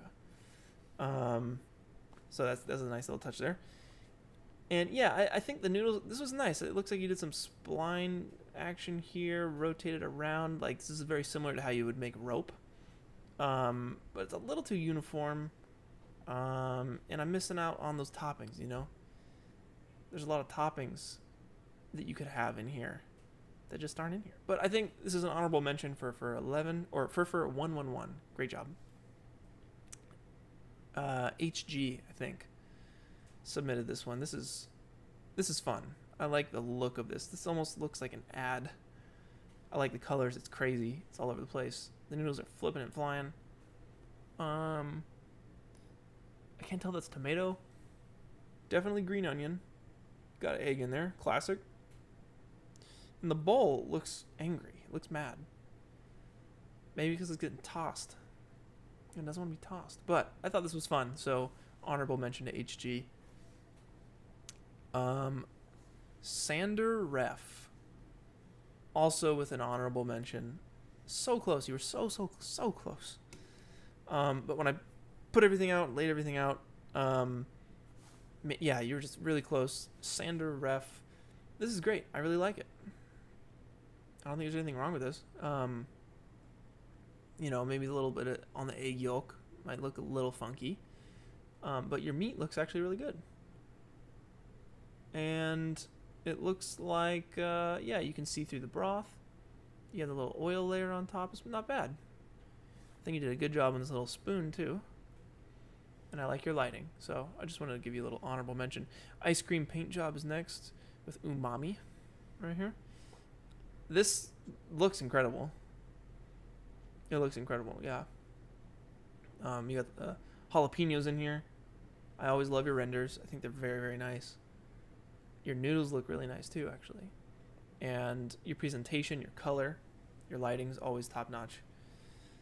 But yeah, there was just 5 others, you know, that I thought did a really, really, really good job. I got 2 more honorable mentions. Tinem. I like your angle here. I like your lighting. Things feel a little too, like, sterile, I think is the wrong word. It looks like you got some custom noise maps here on the wood. The wood looks a little funky because you have like a noise map on top, but then the wood grain follows a different pattern. It looks like you have some similar noise maps kind of going across everything in the pot up here and in this little like slab. What else? Yeah, the tomatoes look a little plasticky. I think it might be your bump. And the colors are also just like really vibrant. And the noodles like quite weren't there, but overall I think this is a really fun image. I like your camera angle, and I like the lighting. I like the presentation. It's a very fun image. I like it. So I just wanted to shout you out. And lastly, visual was so close. I really, really love your image here. Your egg looks metal, though. For some reason, it looks like a metal egg. Ooh. I think it could have used some subsurface scattering on that for sure. And I do love the added touch with the phone down here. I thought that was fun. Yeah, I like the shallow depth of field. I think this is very nice. So those were some honorable mentions, but now let's get to the winners here, guys. So first up, we have Adam P98 with this beautiful image here. This is a ramen tornado gone wild here, and I can't tell what this is down here. I don't know if that's surface imperfection or if that's Japanese scratched into the side of the glass bowl, but This is fun. I like the shader you used for the broth. I thought that's really nice. And you have you have 3 eggs in here. The green onions and the noodles. This is really cool. I dig this a lot. I think it was like a fun approach to a ramen noodle challenge. It totally looks like an ad. Like, you could have like Japanese text going down the side of it. I could totally see that. Awesome. Adam P98, congrats. You're a winner for this week. Next up, we have John Malcolm 1970. This is hilarious. Like, if you read the bag here,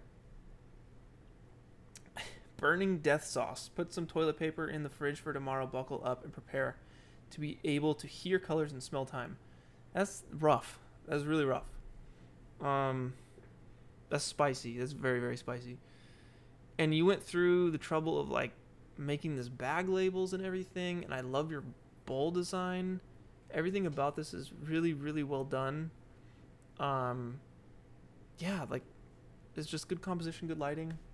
The bag is nice. That's a tough trick to get. The shape of that bag is tough.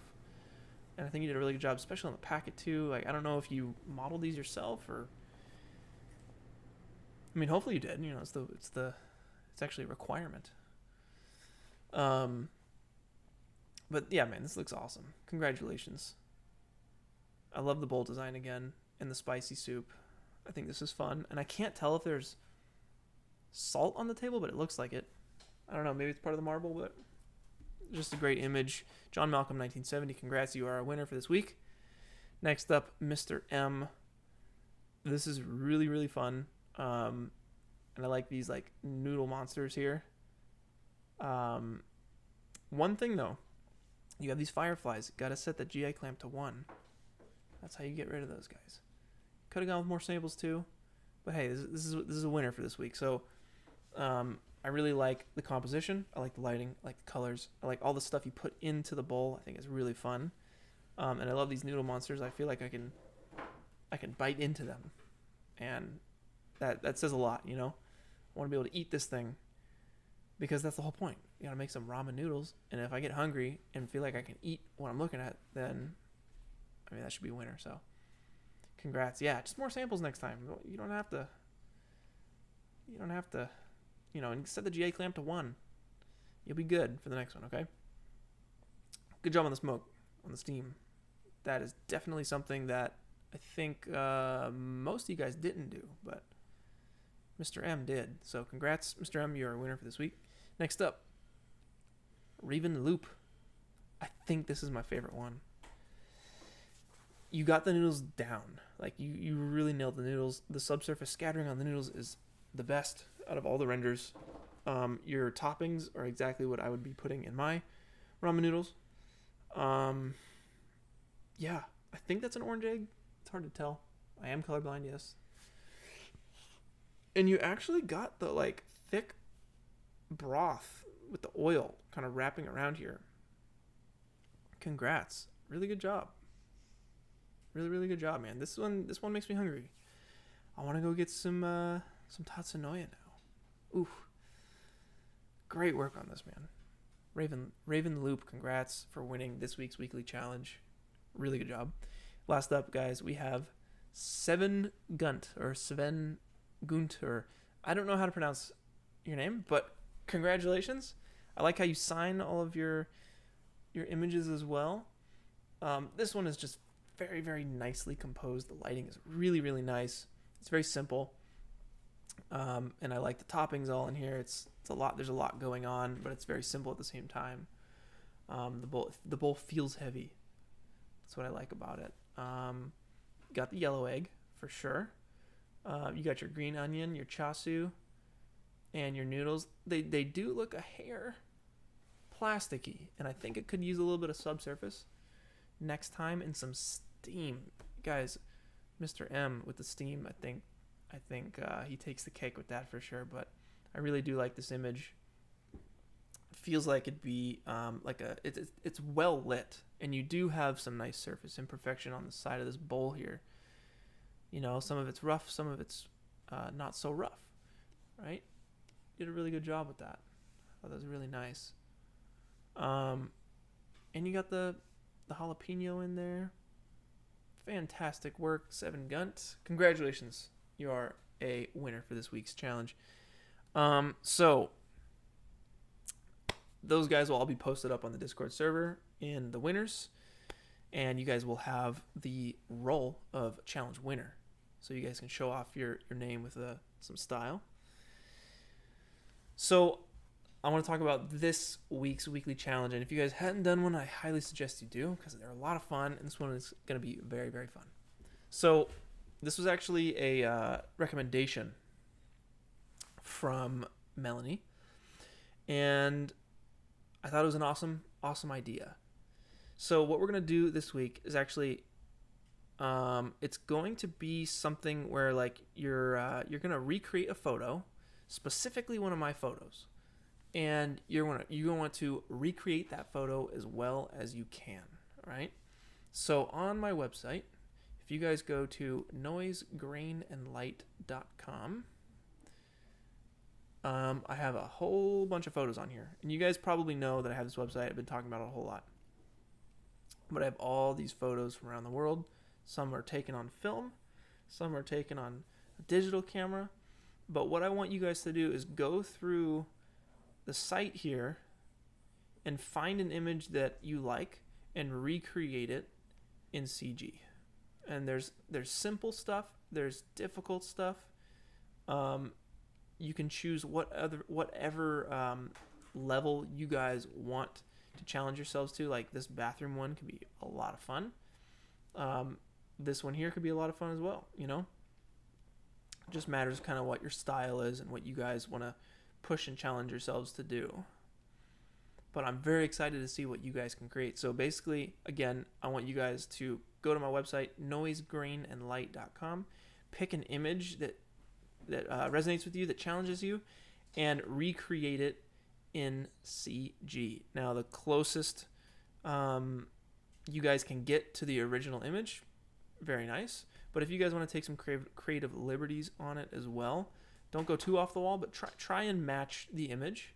And yeah, the nicest images, the nicest renders, the most complete looking renders will be the winners for this next week. And if you guys do like any of these images, I got a nice 15% off all prints in the store. Currently I have just a select number of prints available on the actual store page, but if you guys want any of the images from any of these collections, just let me know, okay, when you check out, or just leave a little in the contact page right here. You can ask me a question, and I'll basically, whatever image you guys want, I can make that happen. The lady Leona printing my images is super chill, and it's not that big of a deal to print any of these. So yeah, 15% off for you guys if you're trying to get some images. I know Louisa just got their print, and well, they were shipped out yesterday because of coronavirus. Everything was kind of shut down, but the prints are back up and going right now. So that's the challenge for this week, guys, is recreate one of these images and do your best. If you guys have any questions, let me know. I'm going to be here for the next, 20 minutes. Let's color correct this render, okay? So we're close enough where we can just save this out, okay? I'm not going to have you guys wait all this time. So you can see these lights coming through. We can come back in here and brighten them up a little bit. But let's file, save image as. We'll go TIFF, 16-bit is good, okay. On the desktop, totally works. And yeah, we'll stop that for now, because I'm probably going to come back in here and do a little bit of tweaks, finish up the image, and post it on my Instagram on Monday. Okay, so let's open Lightroom and do a little bit of color correction. For this challenge, you do not have to model everything yourself.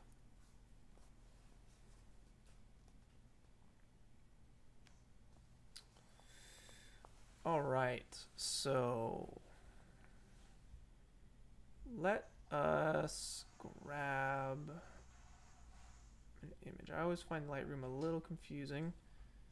We want, no. Okay, we want to import.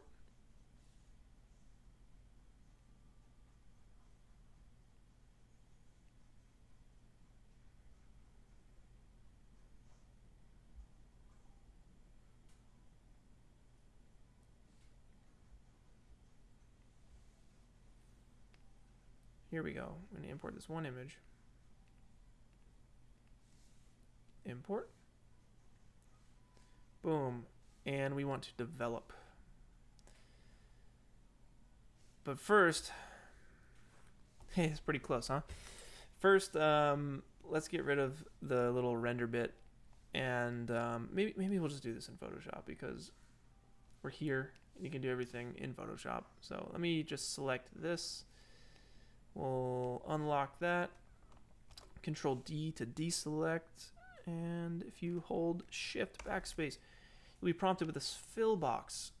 By default, set to content or fill. You hit OK, and it's going to do its best to clone stamp all this stuff away automatically, and it always does a really good job. Boom. No one's going to know. No one's going to know. All right, so let's try and base it off. Let's like grab an image and see maybe something. Let me just pull up a reference image for color.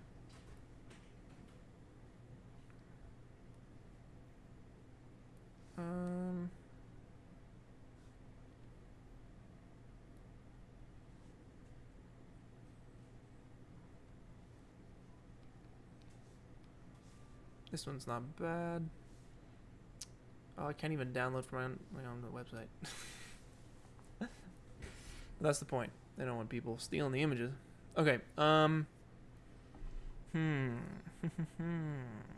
Let's see. What image do I want to base this off of?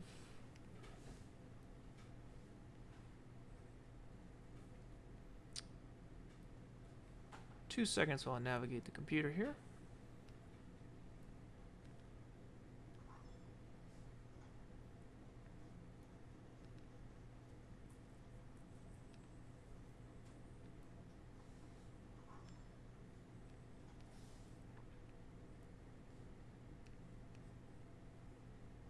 Let's maybe go for kind of a look like this.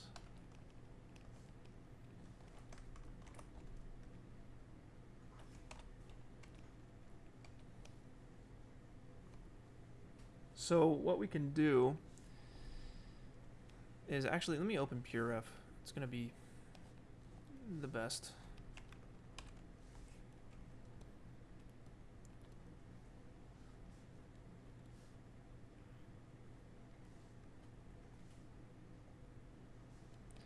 All right.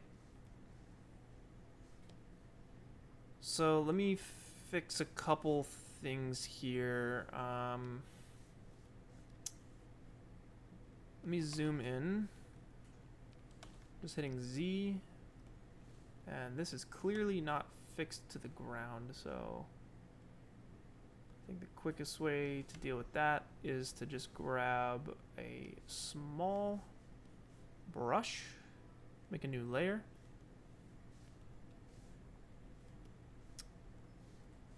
And I'm holding spacebar to move around. Hold Alt to select a color and use the bracket keys to kind of ground this thing. Cool, so that's grounded. Let's punch up these lights. So I'm gonna let's call this antenna fix. I'm gonna make a new one, new layer called lights, and I'm just gonna grab a small brush. And if you hit D, that'll reset the colors back to normal. And if you hit X, it'll swap them. So that's the quickest way to get to white. And let's go opacity 100, flow 100. And I'm just going to go 2 clicks on each light.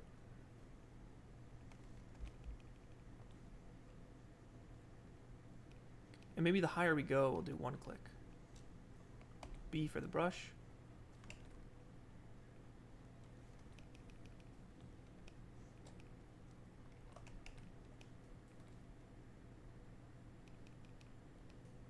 And this one here can be lower opacity. And I'm actually going to sample this red.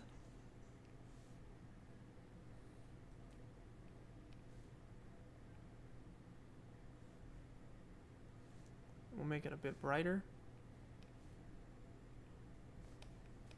Same deal over here. I'm going to make these brighter. I'm probably just going to add one like right in there. And these guys are last. Just want to punch these up a little bit.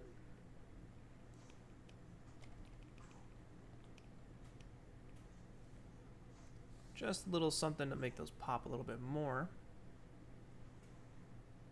Cool, so now let's kind of mess with the color here. So this is gonna be my reference.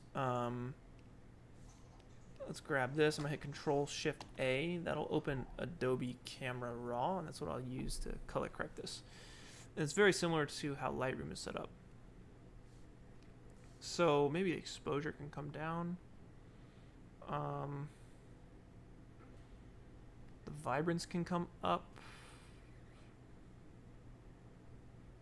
Maybe the contrast a little bit.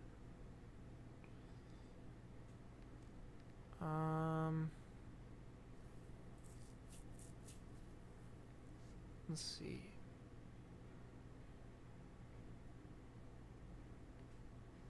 And you double click to reset these. So if the vibrance is too crazy, double click, it'll go back to 0. Clarity, you can bring down to kind of like add a bit of fog to it. You don't want to go too intense with it, but I like to bring that down a little bit. Texture is basically like an unsharp mask. And with fog, you want things to be pretty soft. So I can bring that down as well. Dehaze will also kind of give you a foggy, blown out kind of a look. But you can kind of just work those in a little bit. The whites, sure, they can come up.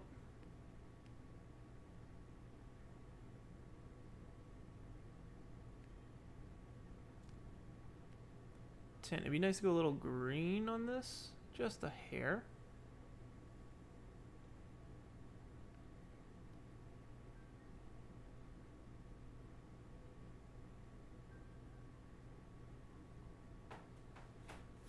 And I'm just using the image on the right just as a reference. You know, I'm not trying to match it exactly.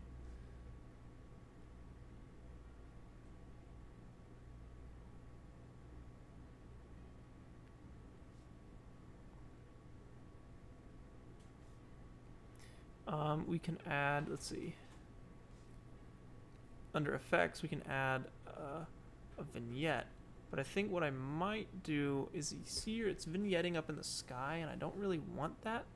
But it would be nice to have something from the bottom up. So if you go up here, I believe it's the graduated filter. If you hit G, you can kind of just click and drag.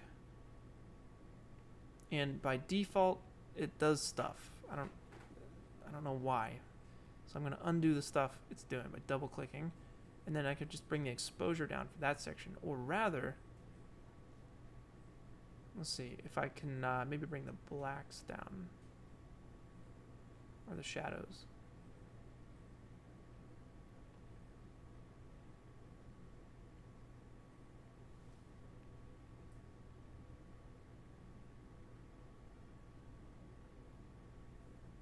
Something like this. And then you see how it like kind of brings it down over here.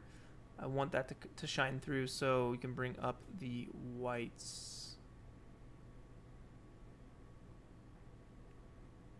And we're getting this weird kind of thing from our content aware fill, so we can actually probably paint that back in with like a clone stamp brush or something. So this is feeling pretty good to me. I might let's see, so we're in mask mode. Let's go back.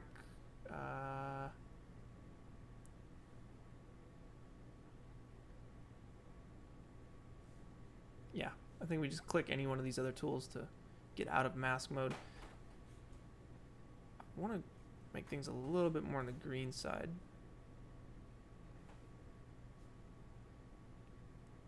Feels pretty cool. I'll hit OK on that. And I just want to fix this content aware fill nonsense down here. So I'm going to grab the clone stamp tool. And you know what actually I might do? I might select it and then content aware fill it again. And that's definitely doing the job.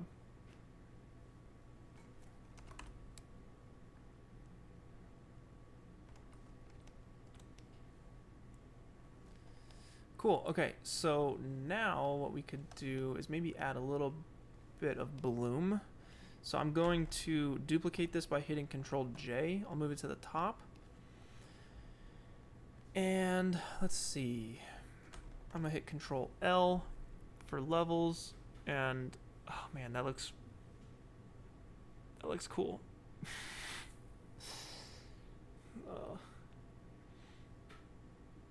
We'll bring it down to about there.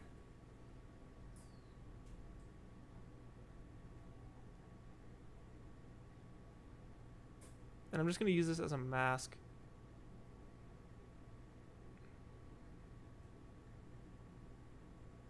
Maybe something like that. I'm going to hit Control U for saturation. Bring the saturation down.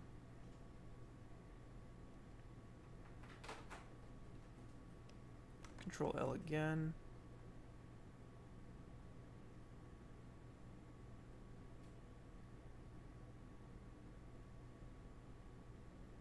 And then here, I'm going to set this to screen. And I'm just going to give it some blur. So I'll go filter, blur, Gaussian blur totally works. We'll set that to like 10. And then I'll bring the opacity to 0 and then walk it up. And that gives it some nice bloom.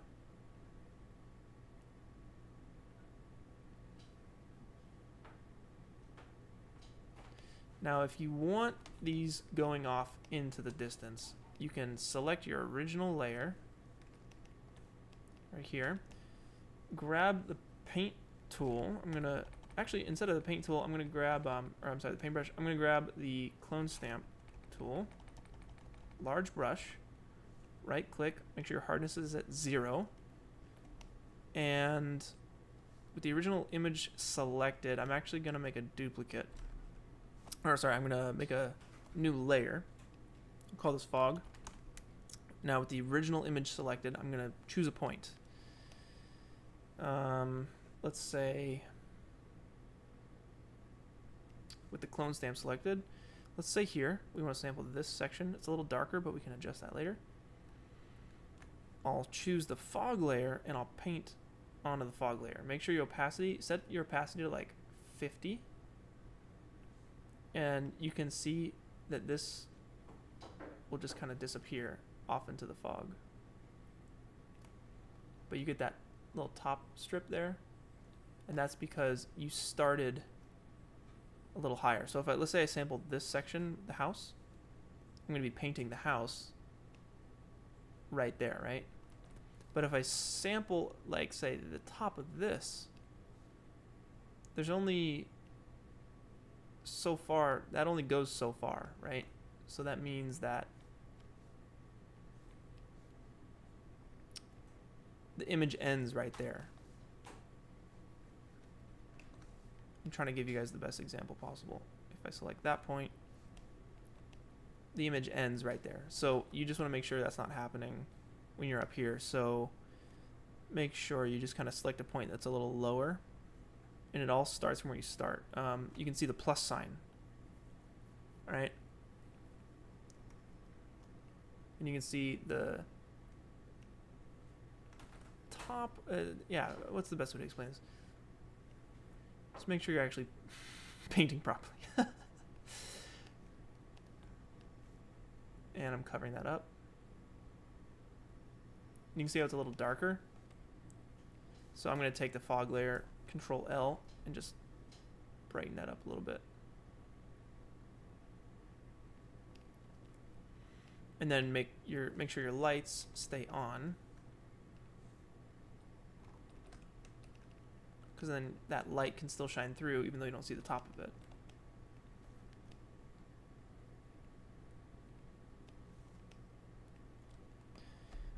Anything else? I always add film grain to my stuff, so if you just Google film grain texture, you guys can get some stuff, but I'm using this T-Max. Let's see, where are you?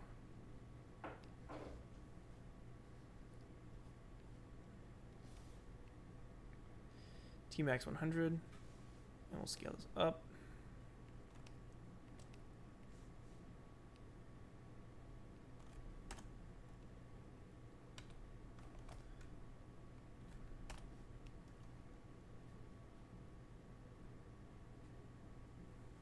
Boom, and you set that to overlay. And you get a nice film grain texture over top your image. You can scale it up. It comes in as a smart object by default, which means it retains its resolution if you scale it all the way down and all the way back up. So that could be fun. Definitely add some film grain. I try and make my images, my renders look like pictures. So the film grain is definitely something that I've come to love, having shot on film a whole bunch. And it's definitely something I want to keep in my renders.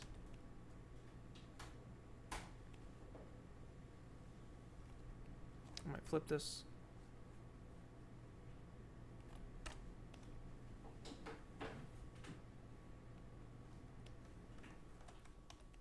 Now you can color correct this however you guys want, but I'm feeling this. Yeah, this feels good. Maybe we can actually crunch with the levels. This was feeling pretty cool to me.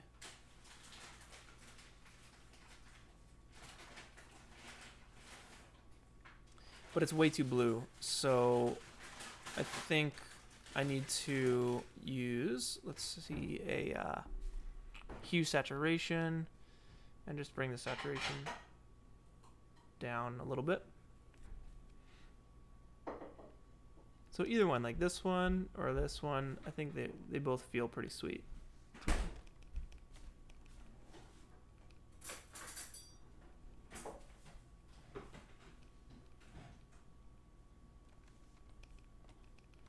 And then for next level, I don't know, you can maybe, this might be too much, but you could always add some light leaks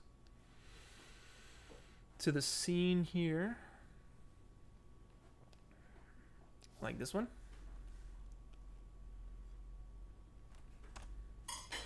And it comes in as a color. Obviously, this is going to be way too intense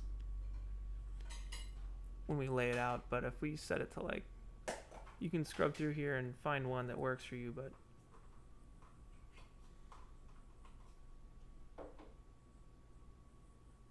this all has really cool, man, this is, yeah, this is all really, really cool.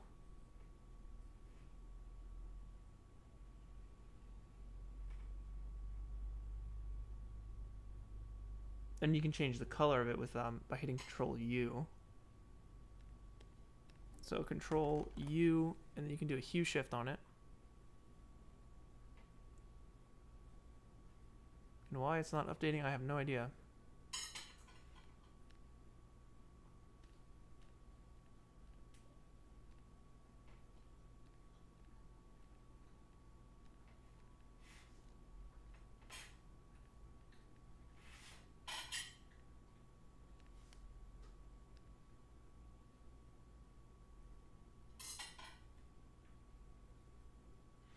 Oh, that's crazy.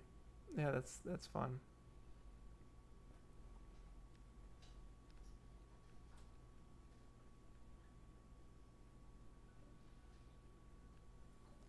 So yeah, it gives you guys an idea of like the different things you can do to add a lot more to your image. You know, you can use a different light leak if you didn't like that one. There's a lot of cool different ones. If you just Google light leaks or something, specifically light leaks or something, you'll get some really nice images here. Oh man, yeah, that's that's awesome. Like overlay, if you just set that to, if you desaturate it, it could be really cool. and maybe the film grain is a little. The image definitely needs more samples. I can start to see the grain in here. The light leak, I think, is adding a lot of that, but give you guys an idea of some cool stuff you can do. Jesse, sweet. Thanks for the super chat. I appreciate you. Massive fan of the Quarter Crew. Was overjoyed when I found your YouTube. Full-time videographer. Thanks to you, Jesse Crawford Videography on Insta. Thanks to you and the team for inspiring me to do so. Awesome, man. Keep it up. Keep it up. Thank you for the super chat. I'm glad you're inspired. Keep doing your thing, man. Stay passionate. But yeah, guys, that's basically it. If you guys want to follow me on Instagram at _pwnisher_, I'll be posting this on Monday, the final image. Probably do a little bit more work on it over the weekend. But yeah, I think that is about it. If you guys have any questions, I'll be here for the next 2 to 3 minutes. Ask me anything. It could be about the render challenge. Could be about I don't know, whatever. But I hope you guys enjoyed this one.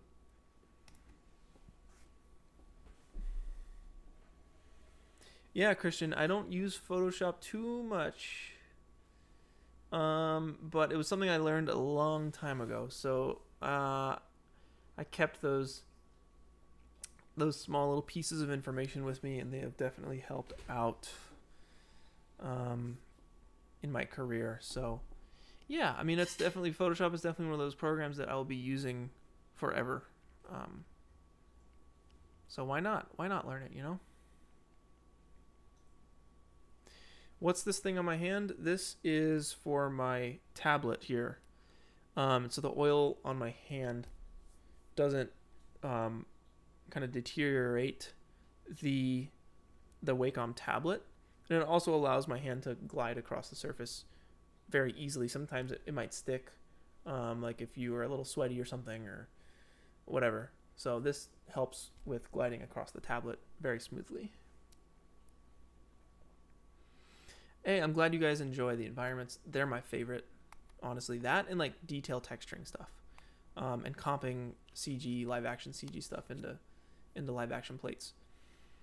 But yeah, the environment stuff is some of my favorite because the music really goes with the style that I like so much, which is this atmospheric style. So I'm glad you guys enjoy it as well. How am I working at home? Like, how am I doing working at home?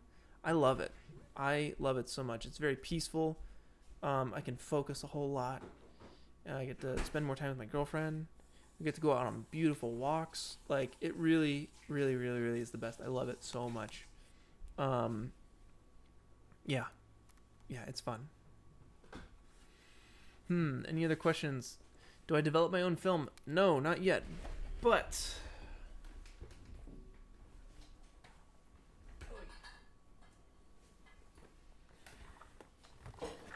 I am ready to. You know, I got the stuff I need to do so. So I think Nick was talking about doing a video on this. So I'd love to do a video for you guys on my first, film developing journeys. And that'll probably be on the Corridor Crew for you guys to see. But I'm very excited to do that. Very, very excited. I would love to get to the point where I can do that. Develop my own black and white film. It would be amazing. Do something Halo or video game related next week. Would love to make a world from a video game. That's basically, yeah. This style, I think I came to like this style because of the game Silent Hill. All the foggy, atmospheric stuff, the music, I think came from Silent Hill. Half-Life had a lot of that inspiration as well. Shadow of the Colossus has a lot of that inspiration as well. Recently, some new games like Journey. I know it's not new, but Journey is incredible. Inside is absolutely insane. That game is so good. Has a lot of that atmosphere. The Last of Us has a lot of the atmosphere. I'm playing Breath of the Wild again, and I've been following this guy. His name is Lim something. He does speedruns. If you just look up Breath of the Wild it was Breath of the Wild any percent in 35 minutes. Blowing my mind. But yeah, Breath of the Wild is another game that is just absolutely incredible. And I was actually thinking last night it'd be fun to do an environment from that game. Blade Runner type work, neon light filled streets with signs. Yes, that would be very fun. That's just a lot of like detail work. So I think it would take longer than just one stream. Am I tempted to do a short camera move to show off my work once I made a scene? I don't know, not really. It's just a lot of time, a lot of render time, and it doesn't have any purpose. So the image is exactly what I need it to be, but this is all just kind of practice for when I eventually make a CG short film, which I would love to do. I just don't have a story yet. I need to think of something. But yeah, I'll figure it out when or I'll render an animation when it has a purpose. Right now, the image alone, standing on its own, is enough.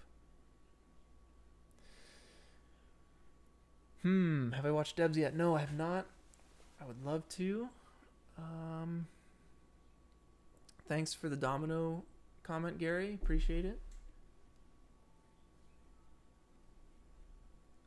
Inside, yeah, one of the top 3 games for sure. That game is incredible.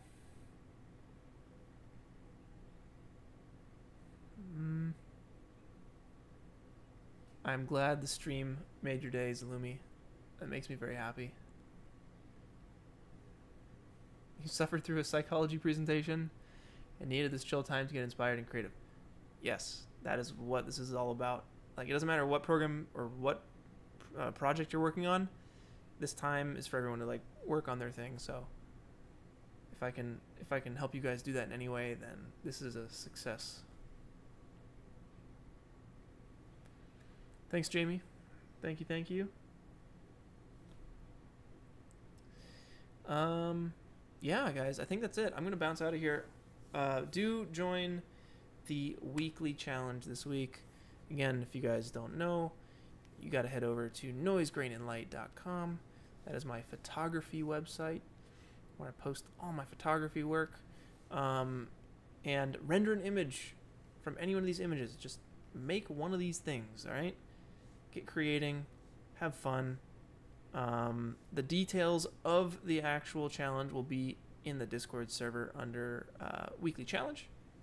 And if you guys do want an image, 15% off for you guys on all images. If you don't see an image you like in the store, just let me know in the contact page, and I will print whatever picture you guys want. So yeah, that's the weekly challenge. Good luck this week, and I'll see you guys on the Discord server.